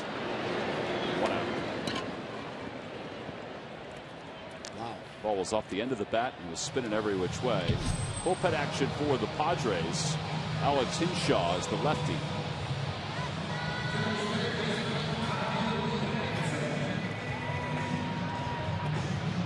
It was last year the Padres didn't have a left-hander in their bullpen. This year they have a few. Ty Wigginton reached on an error and scored in the second. That popped to short.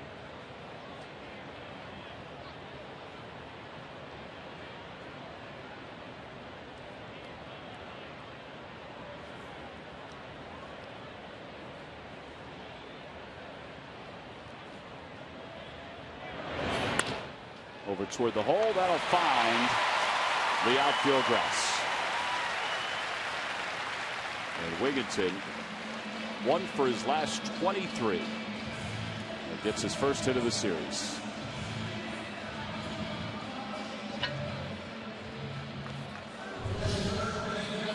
.74 pitches for Suppan so far.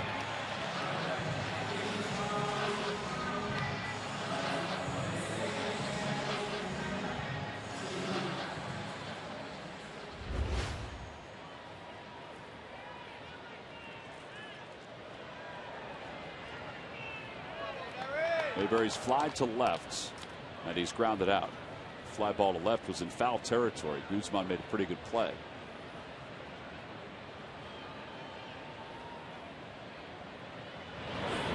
And a strike. So that fastball's at 86. I don't think he's thrown more than 2 or 3 pitches at 86 or 87. Yeah, to his credit, though, that 86 here that he threw right on the outside part of the plate. The only way you're going to hit that is if you're really looking out there. I think John likes that ball more middle in. It could be 2. Bartlett to second for 1. Carino blown up and still makes the play. And the side is retired. Wigginton went in hard at second base, but it's a 6-4-3 double play. Jeff Suppan has allowed 3 runs on 6 hits through 6. We go to the 7th. Phillies up by 2.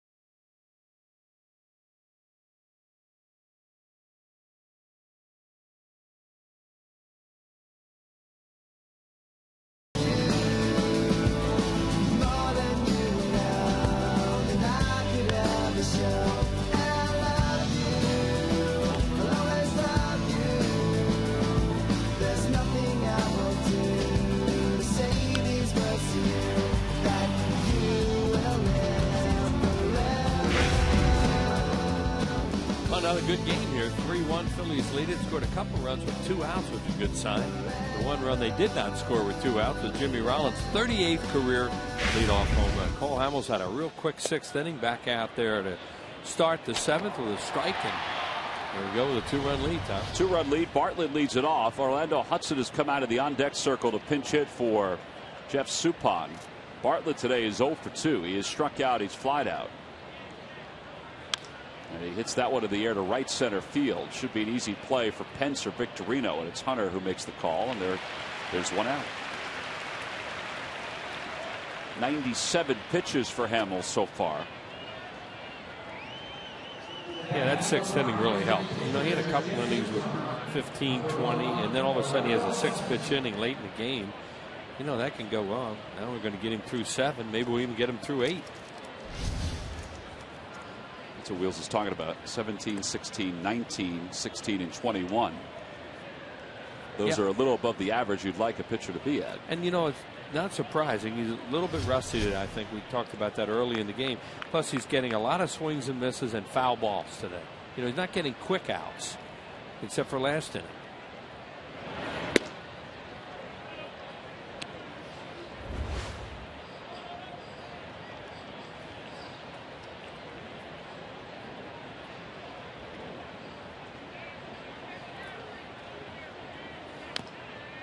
One ball, 1 strike to count to Hudson. Suppan did a good job for them today, keeping them in the game. You know, nothing overpowering, just basically what the scouting report had on him. Move it around, up and down, change speeds, and he got outs. Yeah, he only threw 76 pitches through 6 innings.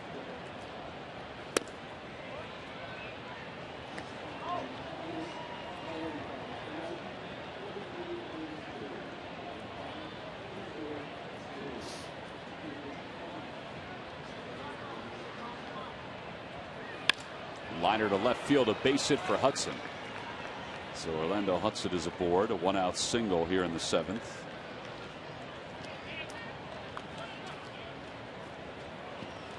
Well, these lucky fans are today's Citizens 7. They will receive a prize pack courtesy of Citizens Bank. Citizens Bank with the most 7-day branches in the Philadelphia area.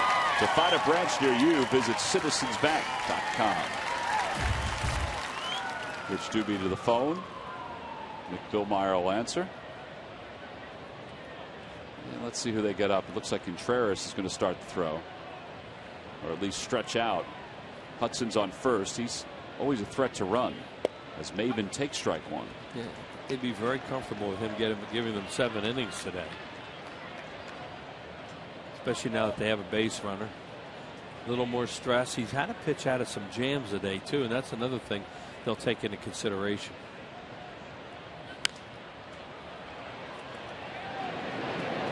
Foul territory. Mayberry is there, makes the catch, and there are 2 outs. So 2 away. Chris DeNorfia is due up, and as we said, Cole Hamels trying to get through 7 here this afternoon. And you know, we've kind of seen this over the years with Hamels and with everybody else on the rotation, haven't we, Murph? Yeah, we certainly have, T-Mac. You know, you take a look at, you know, the Phils have had their struggles early in the season, but it has not been their starting pitching. If you take a look at the numbers, they've had a lot of success. You look at innings, 224 2/3 coming into today's game. They're getting a lot of quality starts from their starters, and we're seeing another one today out of Cole Hamels. Yeah, the earned run average for the staff at 3.08, which is been among the leaders for just about all of this year. It was second to the Nationals for the first month, and then it kind of dipped down a little bit. But as we've heard so many times this year, right, Murph, that they've pitched well enough to win more. Yeah, we have said that quite often this year, whether you know, a lack of run support or some bullpen issues. You know, interesting on that graphic too, Tom, is that out of the top 5 of the National League, 3 of them in the NL East. You've got Miami right there at 212 behind the Phils, and then Washington in the 5th spot too. Well, and part of the reason why the National League East, to me, is the best division in the National League. It's going to be for the rest of the year too. It's going to be a heck of a battle. 0-2 the count to DeNorfia with a runner at first and 2 outs. The pitch from Hamels. Inside, gets away from Schneider. And up to second goes Hudson. So a wild pitch.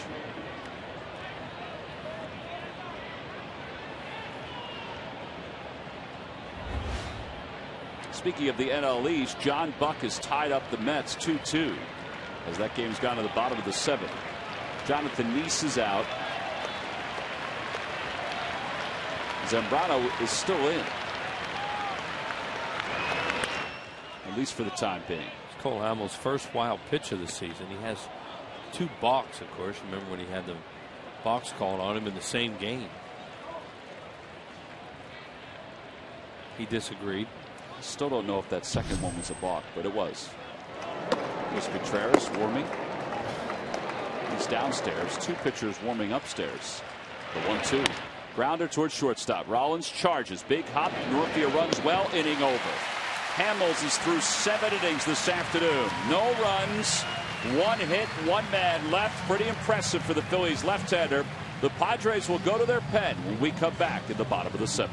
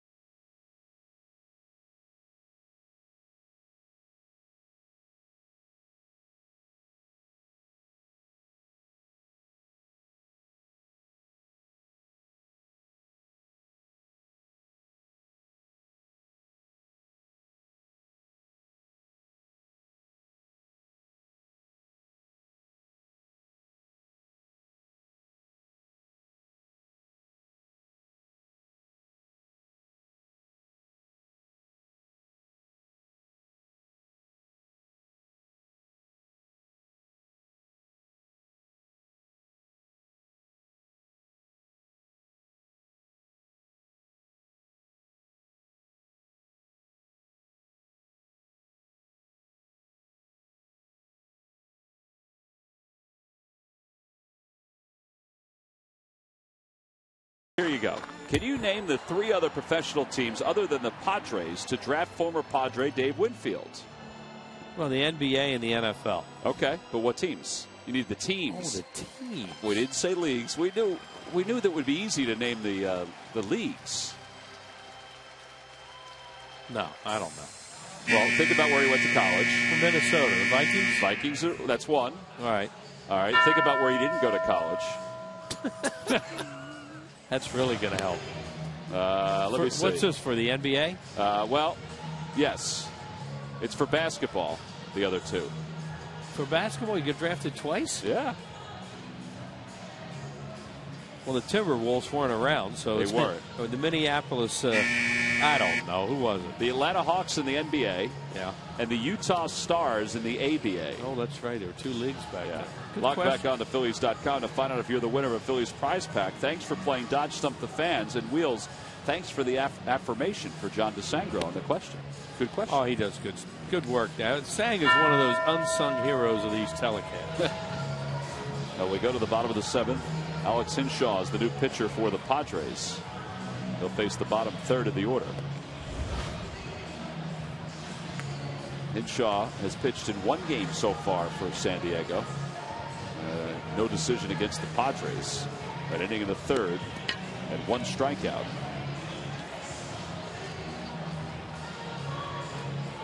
Freddie Galvis will bat right-handed against him. Well, the Phillies, as we go to the bottom of the 7th, they've been in this place many times before. They've either been tied or have a slight lead. When they're tied in the 7th inning or beyond, it usually means trouble. This is a 2-run lead. That goes right back to what you and Murph were just talking about with all those. And you don't want to point fingers when you're looking at a team because it's a team effort. However, you just gave all those numbers for the starting pitching. They have done their job. They have given this team a chance to win a lot of games. And the bullpen and the offense have come up short at this point in the season. It's really not that tough to figure out. Galvis today is 0 for 2. He's fly to left. He's struck out. His average at 212. Made a heck of a play over at second base. On the Toyota Major League scoreboard, the Braves are shutting out the Cardinals 3-0. Jason Hayward has a bases clearing double. Boy, they've jumped on the Cardinals early in those 3 games so far and won all 3, and won in a late game in extra innings on Friday. Phillies are going to be in St. Louis in a couple of weeks, 2 weeks from today. In fact, they'll be finishing up a 4-game series with the Cardinals.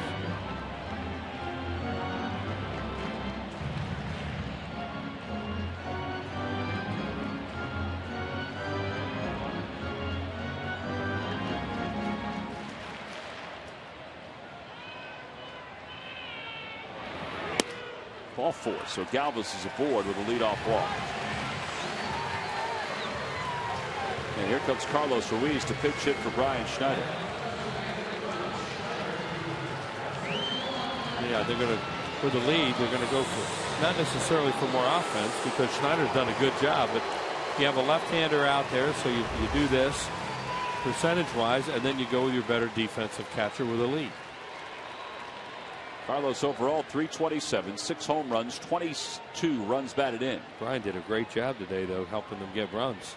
Knocked in a 2-out run, and that ball is scorched right back through the middle for Ruiz. And he scored as a 2-out run. Well, they're going to bring Hamels back. He was in the on-deck circle. His afternoon complete with 7 innings. Thought maybe they'd have him get up there to sacrifice the runners up. But they've decided to bring up Placido Polanco, who's a hit shy of 2,000 for his career. Thought he had it last night. Yeah, that would have been a huge hit last night. Might have won the game for him. Good job by Cole Hamels after a week. Hadn't pitched for a week.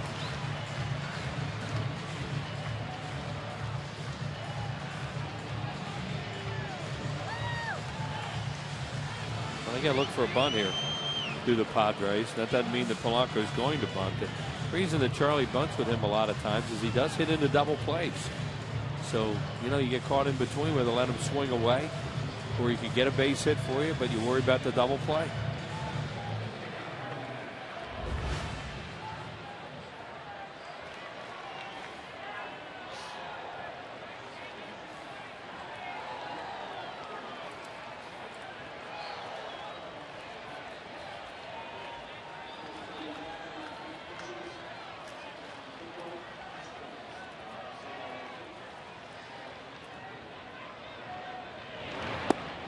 Didn't square. He takes low. It's 1-0. No, this is one of those cases, and you have the lead too. That's another big point about whether you bunt here or not. You know, you want more runs, but if you didn't have the lead and you're down by 2, you almost have to bunt in this situation, get the runners in the scoring position. Now, take a few chances with a lead. 1 ball, no strikes, the count.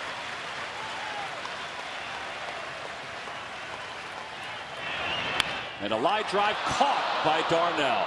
Oh, man. He was playing up also, and he still was able to snag that one. Well, he wasn't convinced that Polanco wasn't going to bunt in that situation. Boy, that 2,000 hits getting tough. You know, they robbed Polanco last night, and this is highway robbery. Good job by the base runners there, because he's looking for 2 and maybe for 3 on that. Yeah, the key was Galvis getting back over at second. Yeah, he could have thought, well, I got me a double play somewhere. Well, it's up to Rollins now with 2 on. Hitting in a tough lock on that pitch.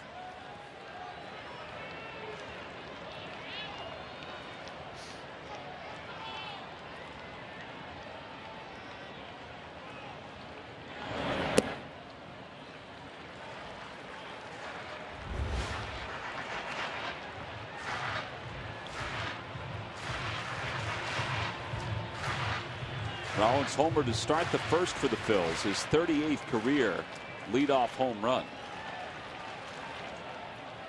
He's also flied to left and grounded out to second.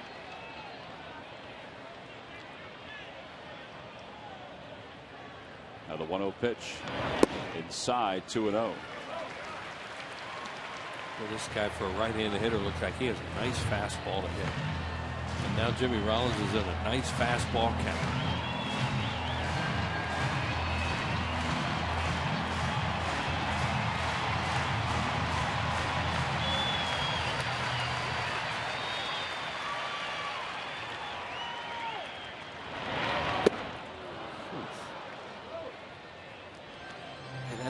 Just it's hard and straight. It's a guy who was drafted 4 different times, 3 times by the Giants. Finally signed with the Giants when he was selected in the 15th round in 2005.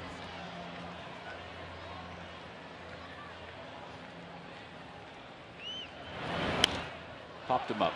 Infield fly roll will be called momentarily. Alonso has trouble with it, and it drops free. The batter's out. Oh, the runners man. can advance, and Ruiz is out at second base. Jeez. It's a double play. He didn't tag him, though. He didn't tag him, right? Whoa. He didn't tag him, exactly. I was thinking that, too. What's he doing? He doesn't tag him. Bud Black is going out. Because that's a double play. Carlos makes a huge mistake there and gets away with it. See, the hitter is automatically out, so Right. that erases the force. And the runners can go at their own risk. Right. Here it is right here, and he doesn't tag him. Yeah, has it's his not foot a on the force bag. anymore. No. And Carlos kind of leaned away. That fooled me. And now if he tags him, he still could have tagged him. So the putout goes to Alonso. Here it is, the infield fly rule. The batter's automatically out, but that takes the force off. Right. They're thinking that since Rollins is running, as the arm goes up. And now Carlos Ruiz, it's almost like he forgot the rule. Right. He doesn't have to go anywhere there. The rule goes at their own risk. Well, he went at his own risk, and because of the non-tag, the Phillies get a break. So second and third with 2 outs. And Pierre takes high. See, the infielders, Jason Bartlett in particular, I'm sure he realized that Rollins was out, but he probably still thought the force was in play. I mean, it fooled me for a second. Yeah, but it shouldn't fool the players. That was the second baseman's ball, too, to catch that. Alonso was having trouble from the get-go. Inside 2-0 to Pierre. I'd really like to make them pay for that. These guys do make mistakes. It's one of the reasons why they're 10 games under 500 already. Saw it last night. Phillies let them get away with it.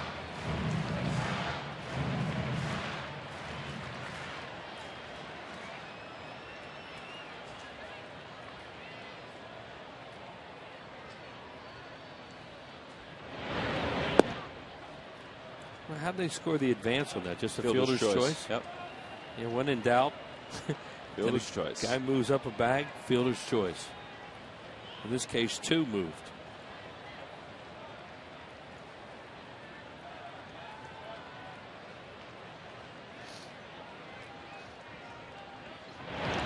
In the dirt, 3-1 now to Pierre.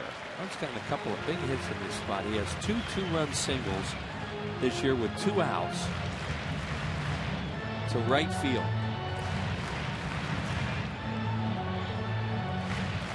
One of them was off that Cashner who we saw here last night. The other one was off a guy in Pittsburgh. I can't think who it was. On the Sunday game, the final game of that series.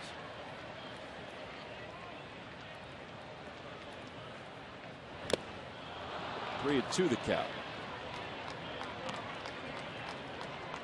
All right, so now they've changed it from a fielder's choice to an error on Alonso to allow the runners to advance. Okay. Never touched it, did he? It was hard to tell. He might have gotten a little leather on it. 3-2 the count to Pierre. And a called strike 3. So Juan goes down looking. Phillies force Hinshaw into a little bit of trouble, but he works his way out of that difficulty onto the 8th inning. Alonso will lead it off for the Padres.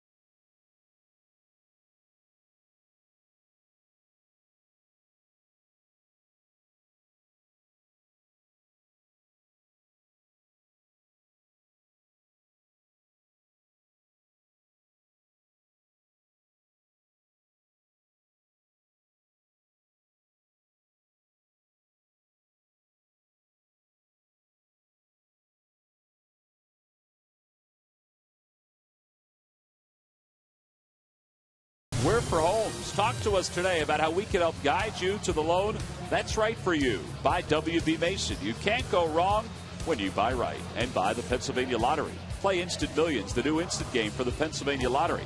Must be 18 years or older to play. Please play responsibly. Oh, wholesale changes for the Phillies as we go to the 8th inning. We'll start with John Mayberry moving from first base to left field. Then we go to third, where Placido Polanco stays in the game.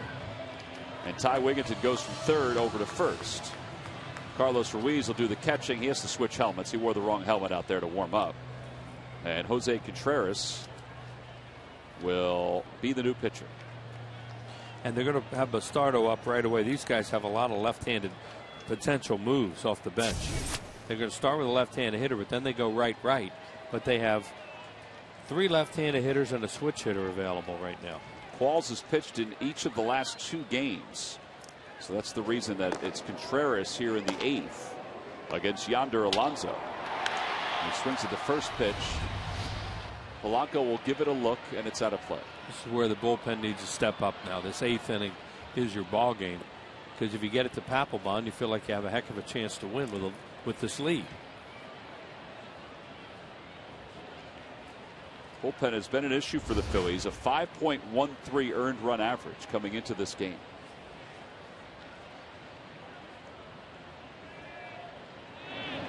We have found ourselves saying an awful lot this year. It's the first time in a while for this. It's the first time in a while for that. Well, it's the first time in a long time that the bullpen has been this roughed up. Yeah. Even last year with all the injuries, they were fine. Yeah, and it's such a problem early in the season like that because they're falling behind people.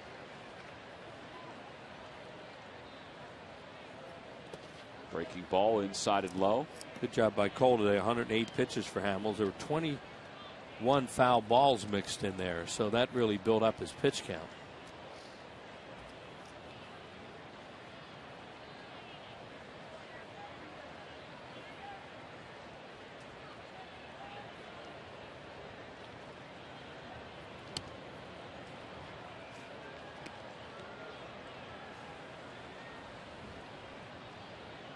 Just don't want to walk the leadoff hitter. That gets the other team feeling good about things and gets your own team back on their heels.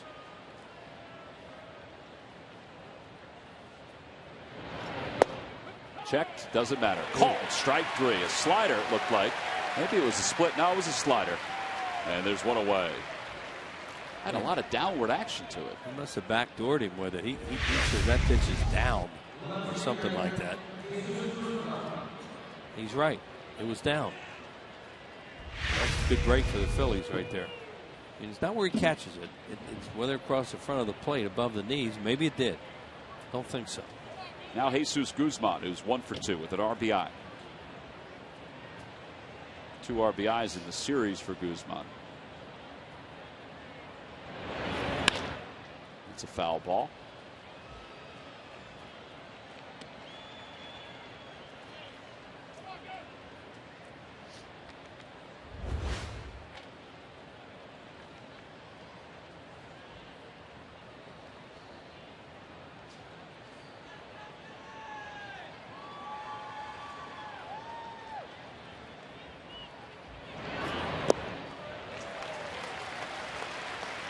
Boy, he really slowed up his splitter on that one. That was a good splitter.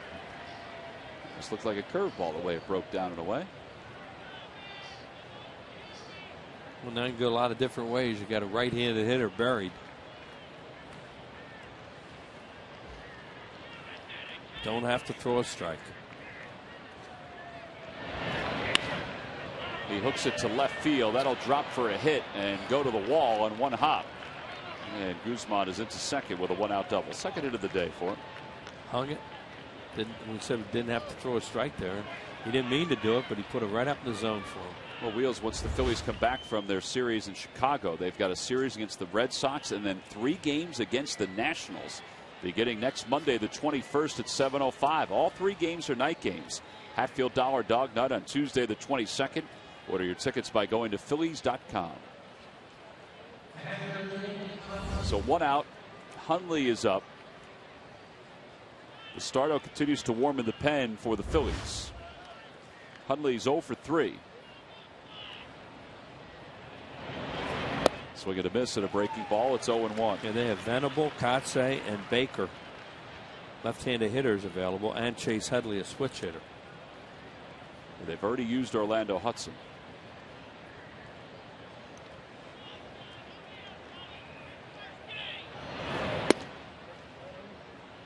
Not sure how available Kotze will be after leaving last night's game with a stiff back. Right. And when you're sitting in the Phillies dugout, you're thinking the same thing. That's why a lot of times you don't get injury updates before games. No. Because the other manager, if they're not going to make a move, they want to make sure that the other team thinks that every pinch hitter is available. Right. Gamesmanship. Why would they let you know? So we could be a fountain of information. Yeah, right.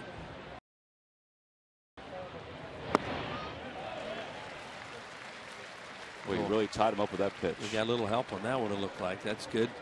Now he got back to even at 2-2 as opposed to 3-1. Cashner's warming in the pen.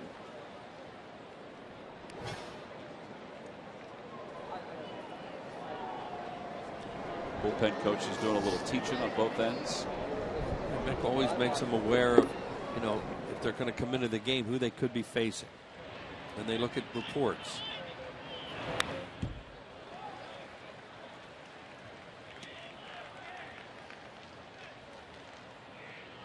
This guy has some power, boy. You don't want to hit his bat. You can pitch to him. He's got a lot of holes, but you make a mistake and he can tie the game.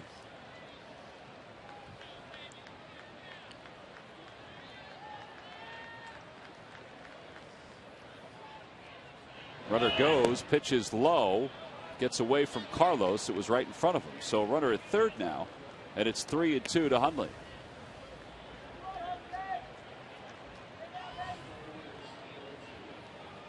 Guzman's second stolen base of the year. The Phillies will play the infield back. They'll try to get the out and concede the second run of the day.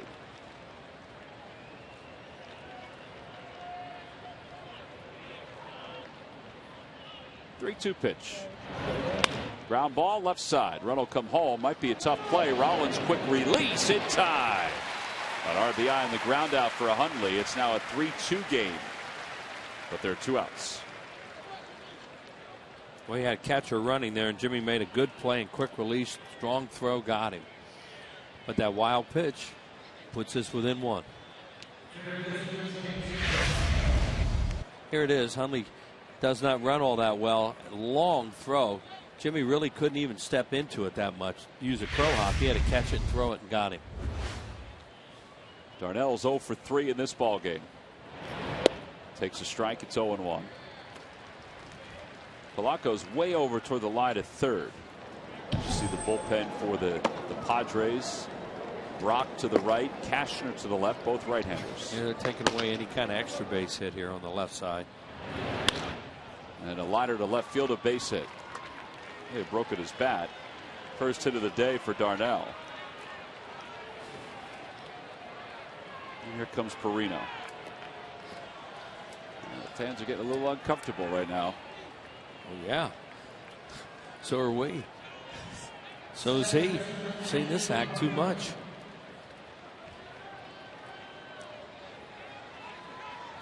That's it. Charlie Manuel's going out. That's going to be it for Contreras. At least I think it is. Bullpen door is swung open. And there's the signal. So pitching change here in the 8th inning. The Phillies lead is at 1 with a runner at first. Antonio Bastardo is going to come in. It's an AT&T call to the bullpen here at Citizens Bank Park. The Phillies on top 3-2.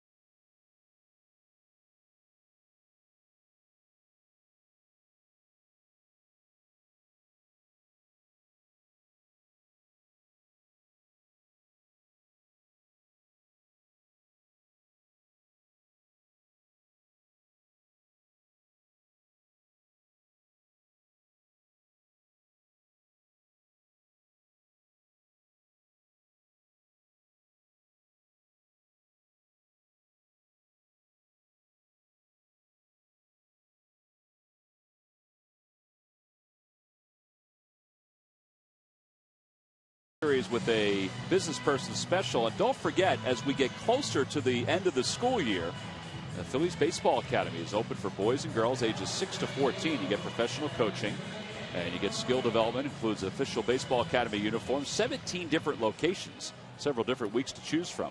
Go to philliescamps.com. Jose Contreras is allowed to run, and there's a runner on. Andy Perino, a switch hitter, will bat right-handed now against the lefty Bastardo. And a throw over to first. And back easily is Darnell. So it's tomorrow against the Astros at 7:05. Tuesday, a business person special, Citizens Bank business person special. Then the Phillies are on the road again. There's a strike at 92 miles an hour from Bastardo, 0-1. Antonio's numbers 1-1, a 1.80 earned run average. Jonathan Papelbon, by the way, is starting to throw in the pen for the Phillies.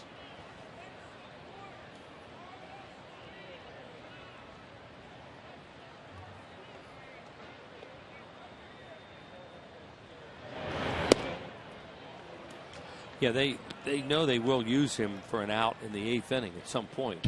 They didn't want to do it early in the season, but the way things are going, he's starting to get ready quick. You never know. He said it could take him 8 pitches. With the adrenaline and everything else, he said he could be ready in 8 pitches. Warm day. Yeah, he said in April when it's cool, it's a little different. Here's the 1-1 pitch. 1-2 the count as Perino fouls it back. You don't want him near the 8th inning if you can avoid it. You know, this is where your other guys have to step up and do their job. They have roles, and they have to do their job if they're going to be good.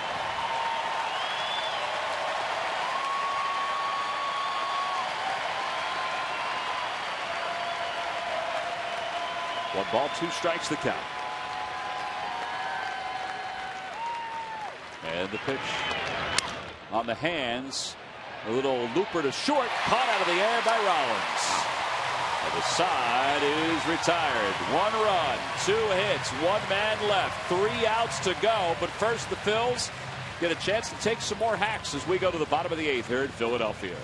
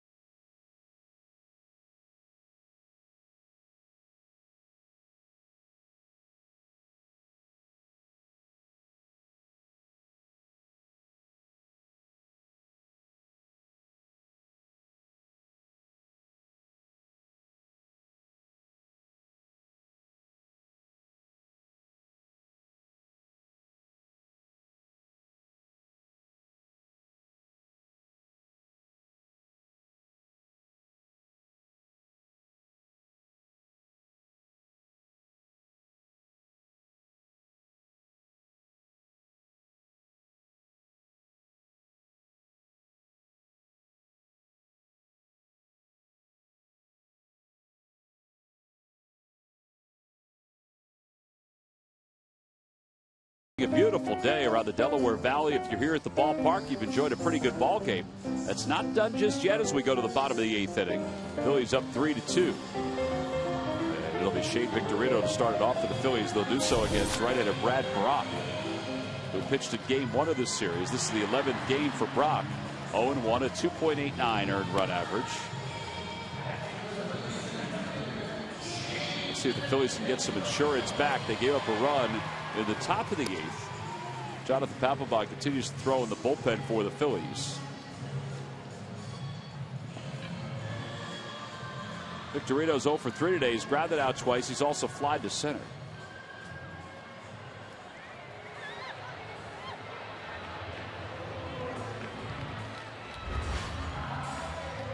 Phillies with 3 runs on 7 hits. The Padres 2 runs on 7 hits.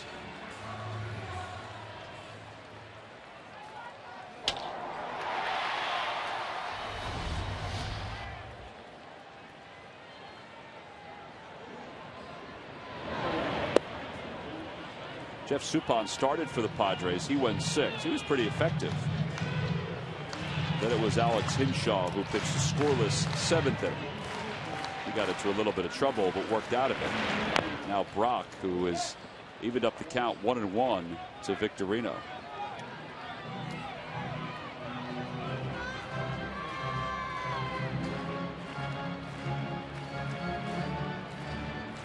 Phillies are 6.5 games back in the National League East. Nationals and the Reds are still in a rain delay. It's been a long rain delay. 3 hours. See, Michael Costanzo was called up by the Reds to play third base for Scott Rowland. Yeah, Rowland had to go into DL with a bad shoulder again. 2-1 pitch. With a flare to center field. Maben, I don't think he saw it right away. He was so far back, but it, well, maybe he just figured he couldn't get it. Yeah, he couldn't get to that. And they're playing really deep right there.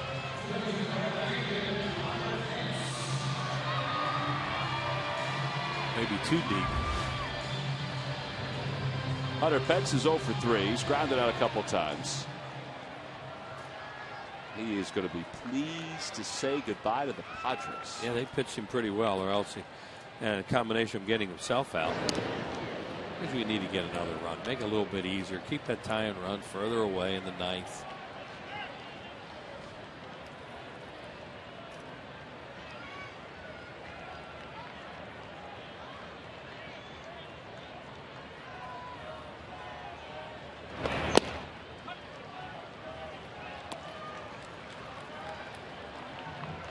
Said it earlier about what he's into right now, and he does chase bad balls, but what he's in right now is he's taking the pitches that are really hittable. He takes them, and then he chases bad stuff. And he guesses wrong a lot. You know, the first pitch, thinks he's going to get a fastball, so he takes a wild swing at something off speed or way out of the zone. Happens.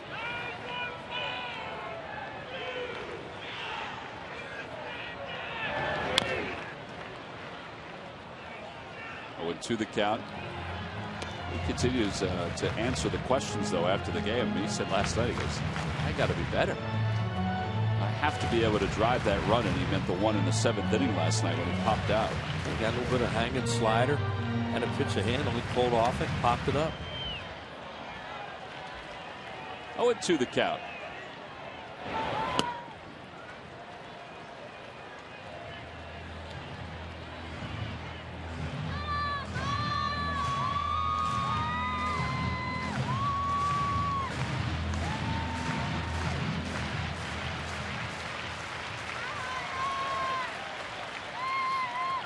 Uh-oh.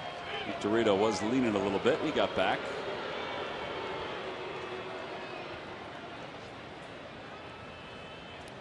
Yeah, it looked like they had him because he did start to lean.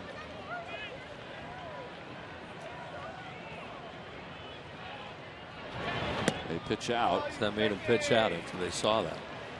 This guy's pitch out more than any team we've seen so far. And the Phillies haven't stolen that many bags during this series.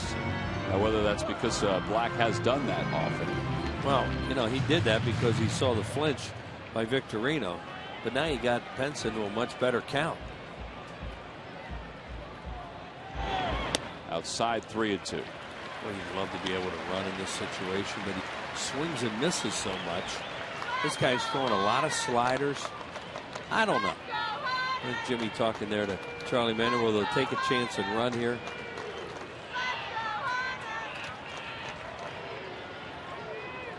There goes Victorino, swing and a miss. The throw to second by Hundley, not in time. So Victorino swipes the bag. It's a strikeout for Pence. He got the 3-2 breaking ball there. And we're afraid, you know, he might swing and miss at it into a strikeout double play. Good job by Shane to steal the bag. He's going to come out and argue it on it. He was safe. Well, it looked like he was safe. They didn't even argue it, did they, the fielders? Straight steal. Maybe they're saying that his swipe tag got him before he got to the bag. Did he? And when he popped up. Whoop. Nope. No, he's safe. It was close, but it looked like he was safe all the way.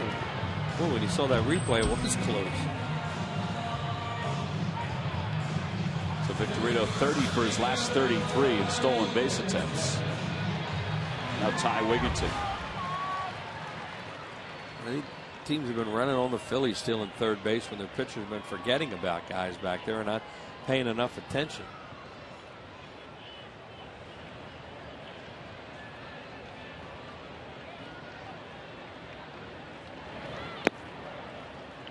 Your base run, you go, okay, one quick look he gave me, and then went home. See if he does it again.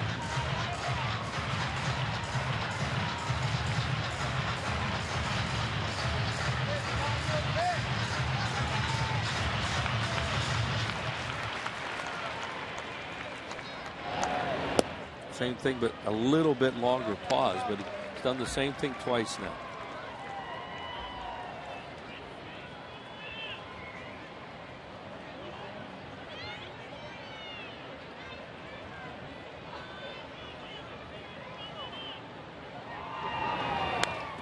Two and one the count. Wigginton fouls it back. Wigginton today reached on error in the second and scored. Popped out to short in the fourth. Singled in the sixth.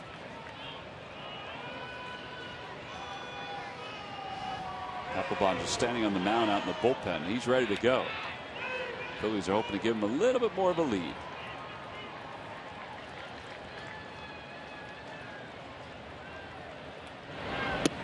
He went, so it's 2-2.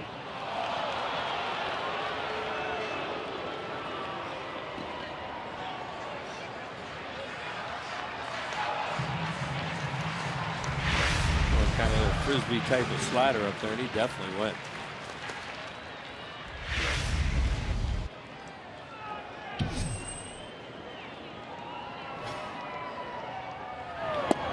And a called strike three. Calls it a strike at the knees. Back-to-back Ks for Brock. 2 outs. On the Toyota Major League scoreboard, we check back in on what's going on down in Florida. The Mets have taken a 4-2 lead. Game has moved to the top of the 9th inning. Murphy can hit. They find a place for him to play. That's what they keep trying to do. He can swing the bat. Yeah, the Mets are 19-14. They're 2 games behind the Nationals. The Marlins are 17-16. They win that game today. They go 5-1 through Philadelphia and Miami. Pretty good. Mayberry's 0 for 3. 1-0 the count. Phillies have 2 2-out runs today. Many times that wins and loses ball games for you, whether you get them or you give them up. And here'd be a sweet time to make it 3.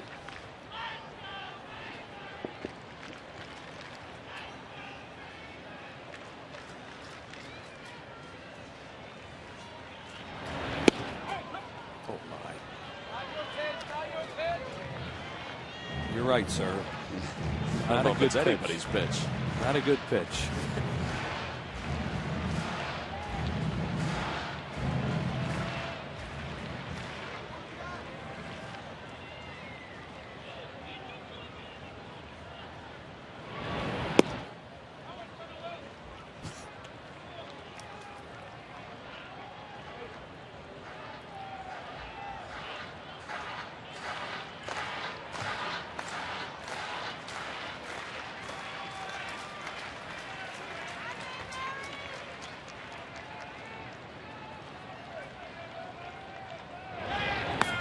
Three and 1 the count.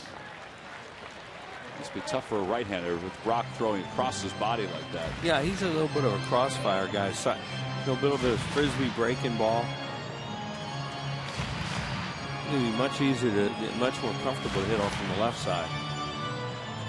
Kind of works from the first base side of the rubber. That's one of those scars. Stroman's. Ball 4, Mayberry's on. So now it's left up to Galvis with first and second and 2 outs. Phillies have had a base runner in every inning but 1 today. That was back in the 4th. Freddie walked his last time up, was left over at third. So he's 0 for 2.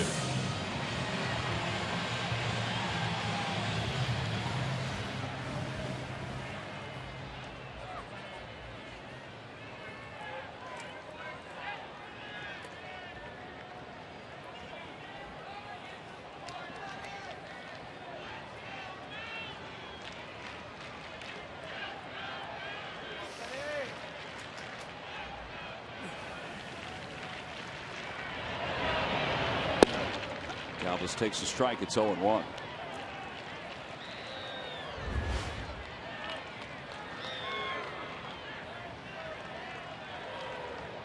Runners in scoring position. Padres 0 for 8. Phillies 2 for 10. Last night the Phillies were 1 for 10 with runners in scoring position. They left 12. Well, they got those 2 2-out runs today. With the hits with runners in scoring position. Trying for a third.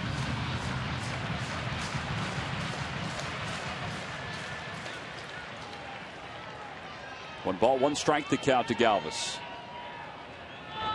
Outside, 2-1. Nick Hundley just reminded third baseman James Darnell what the signal was on if there's an attempted steal. I think he wants him to stay put. I don't think he wants him to cover. It was kind of interesting because Darnell took a step or two over. Yeah, because it doesn't mean that much for the runner to get to third. It's more don't let a ball go through the hole. Don't leave all that ground open.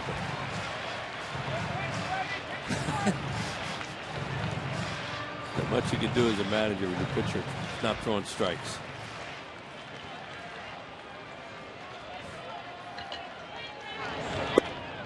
There's ball 4. Pitch was awfully close. The bases are now loaded, and the Phillies will take this because Carlos Ruiz is coming up. 2 walks and a base hit in the inning given up by Brock. Here comes Darren Balsley. Well, this Tuesday, the Phillies and the Houston Astros will play a Citizens Bank Business Person Special. It's the final game of this homestand. The Phillies then head off to Chicago. Following the game, it's the Modell Sporting Goods Senior Stroll the Bases for folks 55 and older. Tickets are available now by going to Phillies.com. So make your purchase 24/7 at Phillies.com. Nobody up in the Padres bullpen. Downstairs, Papelbon is just walking around. And Carlos Ruiz trying to give the Phils a little breathing room. They're up by 1, and they have the bases loaded. Carlos takes a strike. It's 0-1. Playing him towards right center, big gap. Well, actually pinching him in the alleys, but more towards right center, giving him the lines. Yeah, the line is wide open in left and also in right. And he goes the other way. Alonso knocks it down and then takes it to the bags. The Phillies leave 3 here in the 8th. They leave the bases loaded. Jonathan Papelbon has just a little wiggle room. He's got a 1-run lead as we go to the bottom of the 9th.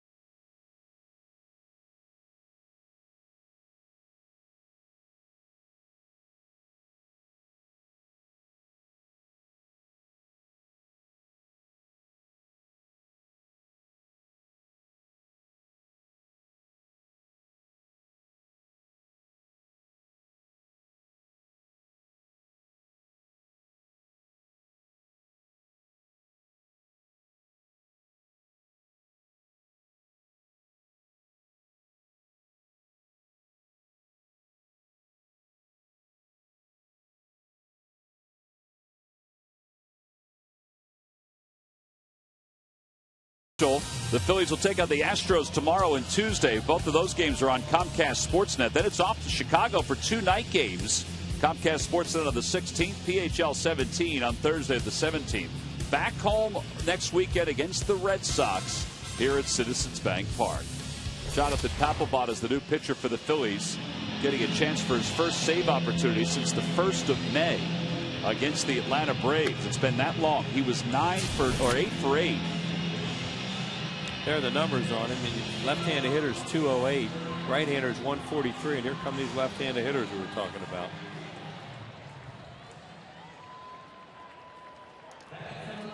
So 0-1, a 2.77 earned run average.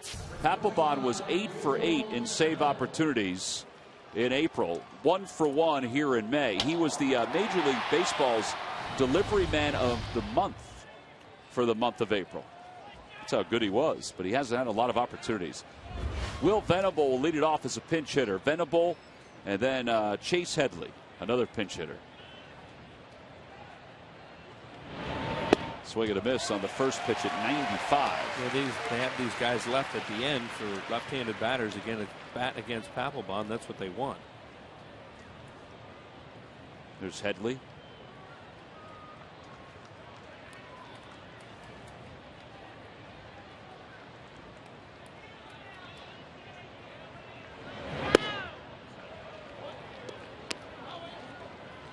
Cole Hamels started. He went the first 7, allowed a run on 5 hits. He pitched very well. Then Jose Contreras, 2/3 of an inning. Bastardo got the final out in the 8th, and now it's Papelbon trying to give the Phils a series victory over the Padres. Swing and a miss at a 95-mile-an-hour fastball with great life on it, and it's 1-2.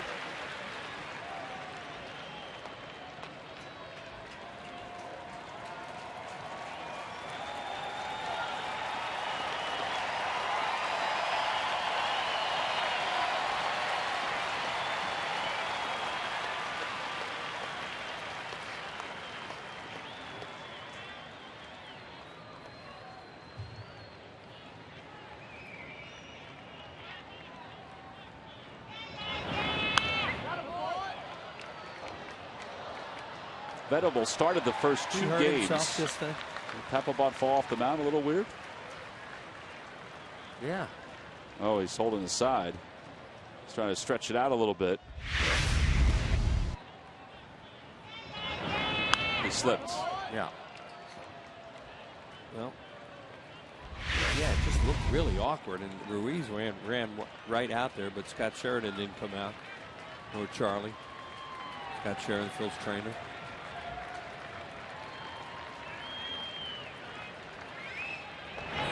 Swing and a miss. He got him with a splitter. He kind of landed awkwardly again. Yeah. 1 out here in the 9th. Something's not 100% right now with him. So here's Chase Headley.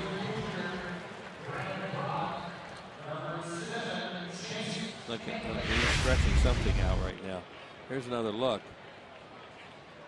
Oh, boy.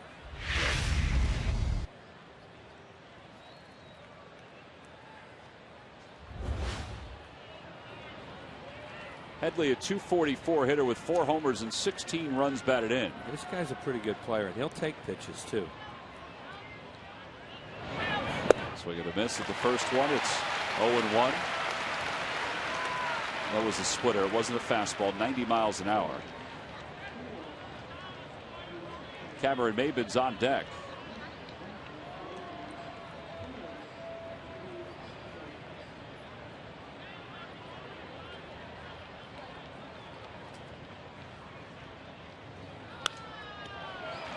He's come out throwing strikes.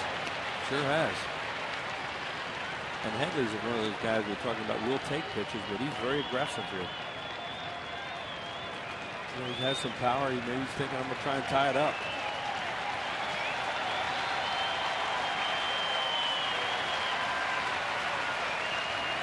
Got the puppet, got the hat, ready to go. The 0-2 pitch. Another foul ball. This one out toward the Hall of Fame club up the left field line.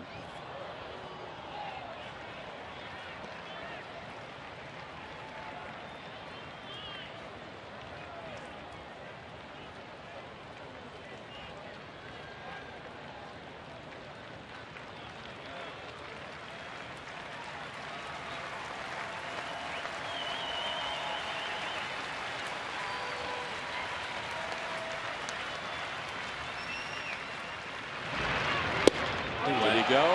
Yes, he did, says Dan Iasonia. 2 outs. Headley doesn't realize it just yet. He had to know it, didn't he? Oh, yeah. He's just walking, hoping he gets a non-call there. Back-to-back strikeouts. Definitely chases this. A really good high fastball after those pitches down. It's intentional. And you see Carlos Ruiz set up. He went. From every angle, he's going to go. Thought he even got a piece of that, too. If he'd have hit that thing, it might have gone 200 feet. So now 2 outs. Back to the top of the order. Cameron Maben, the hitter. Phillies trying to finish off the Padres. Finish off the season series.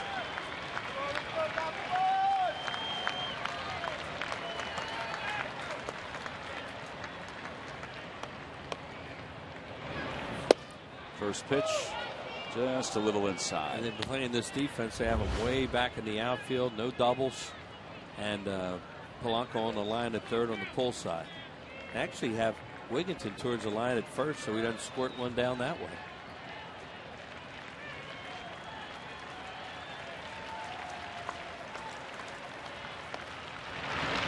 Swing and a miss and a slider. 1 ball, 1 strike the count to Maben. He's 2 for 4. That's a pitch Papelbon got hurt on the other night. Was a slider, but he threw a couple of helicopters up there. That was a real good biting down and away slider.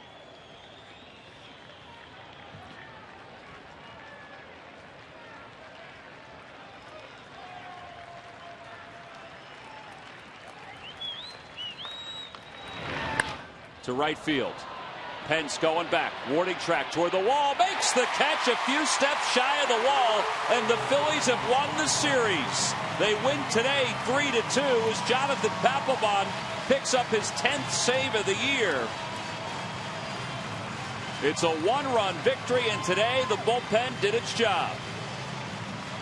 They got to Papelbon, and he gets a 1-2-3, top of the 9th inning, to ease the minds of this Mother's Day crowd here at Citizens Bank Park. 3-2 the final score. Juan Pierre had himself a pretty big day.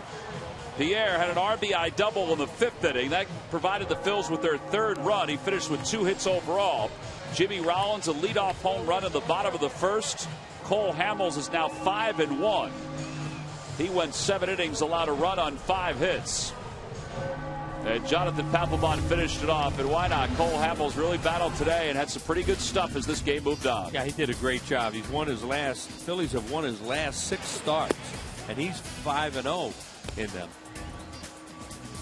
Started off, he looked like he was a little bit rusty, didn't have great command, and then started to pick it up. A lot of foul balls, so he went 7 innings, but he had really good command as the game went along. Gave him a heck of a chance to win the ball game, and that's what he did, and he is our Chevrolet player of the game. All right, Juan Pierre, as we said, had a big day in front of his mom and his wife on Mother's Day. Greg Murphy has Juan down on the field. All right, thank you very much, T-Mac. Yeah, 2 of the 8 hits off the bat of Juan Pierre, the biggest, obviously, in the bottom of the 5th inning. The go-ahead, the eventual winning run. Take us through that at bat, Juan. Just was looking for some out over the plate. Tried a bunt attempt. I was going to push it and try to surprise. I know Snyder can't run over there, so I was trying my hard bunt, so they'll try to get me. That didn't work, and he came. Once I got 2 strikes, I had to cover every pitch, and he left one a little bit out over the plate more than he would like. And I usually don't hit him down that line too often, but it worked out today. It worked out today, indeed, and it worked out. I know your mom was here, and your wife is here, and your baby as well. Always nice to play well in front of Mom, right? Always, always. Good thing Mom doesn't care whether you go 0 for 4 or 4. She still loves you. Now, Dad, on the other hand, is different, so Father's Day will be a little different, but it was good to have family in town and do well. That is so true. Let me just ask you big picture.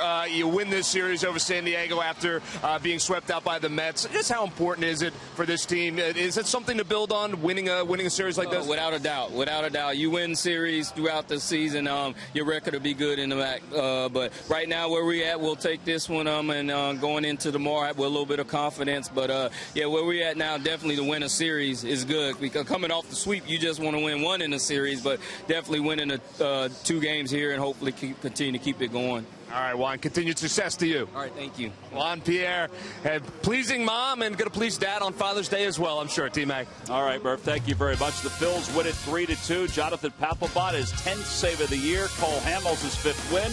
We'll be back to talk more about it right after this.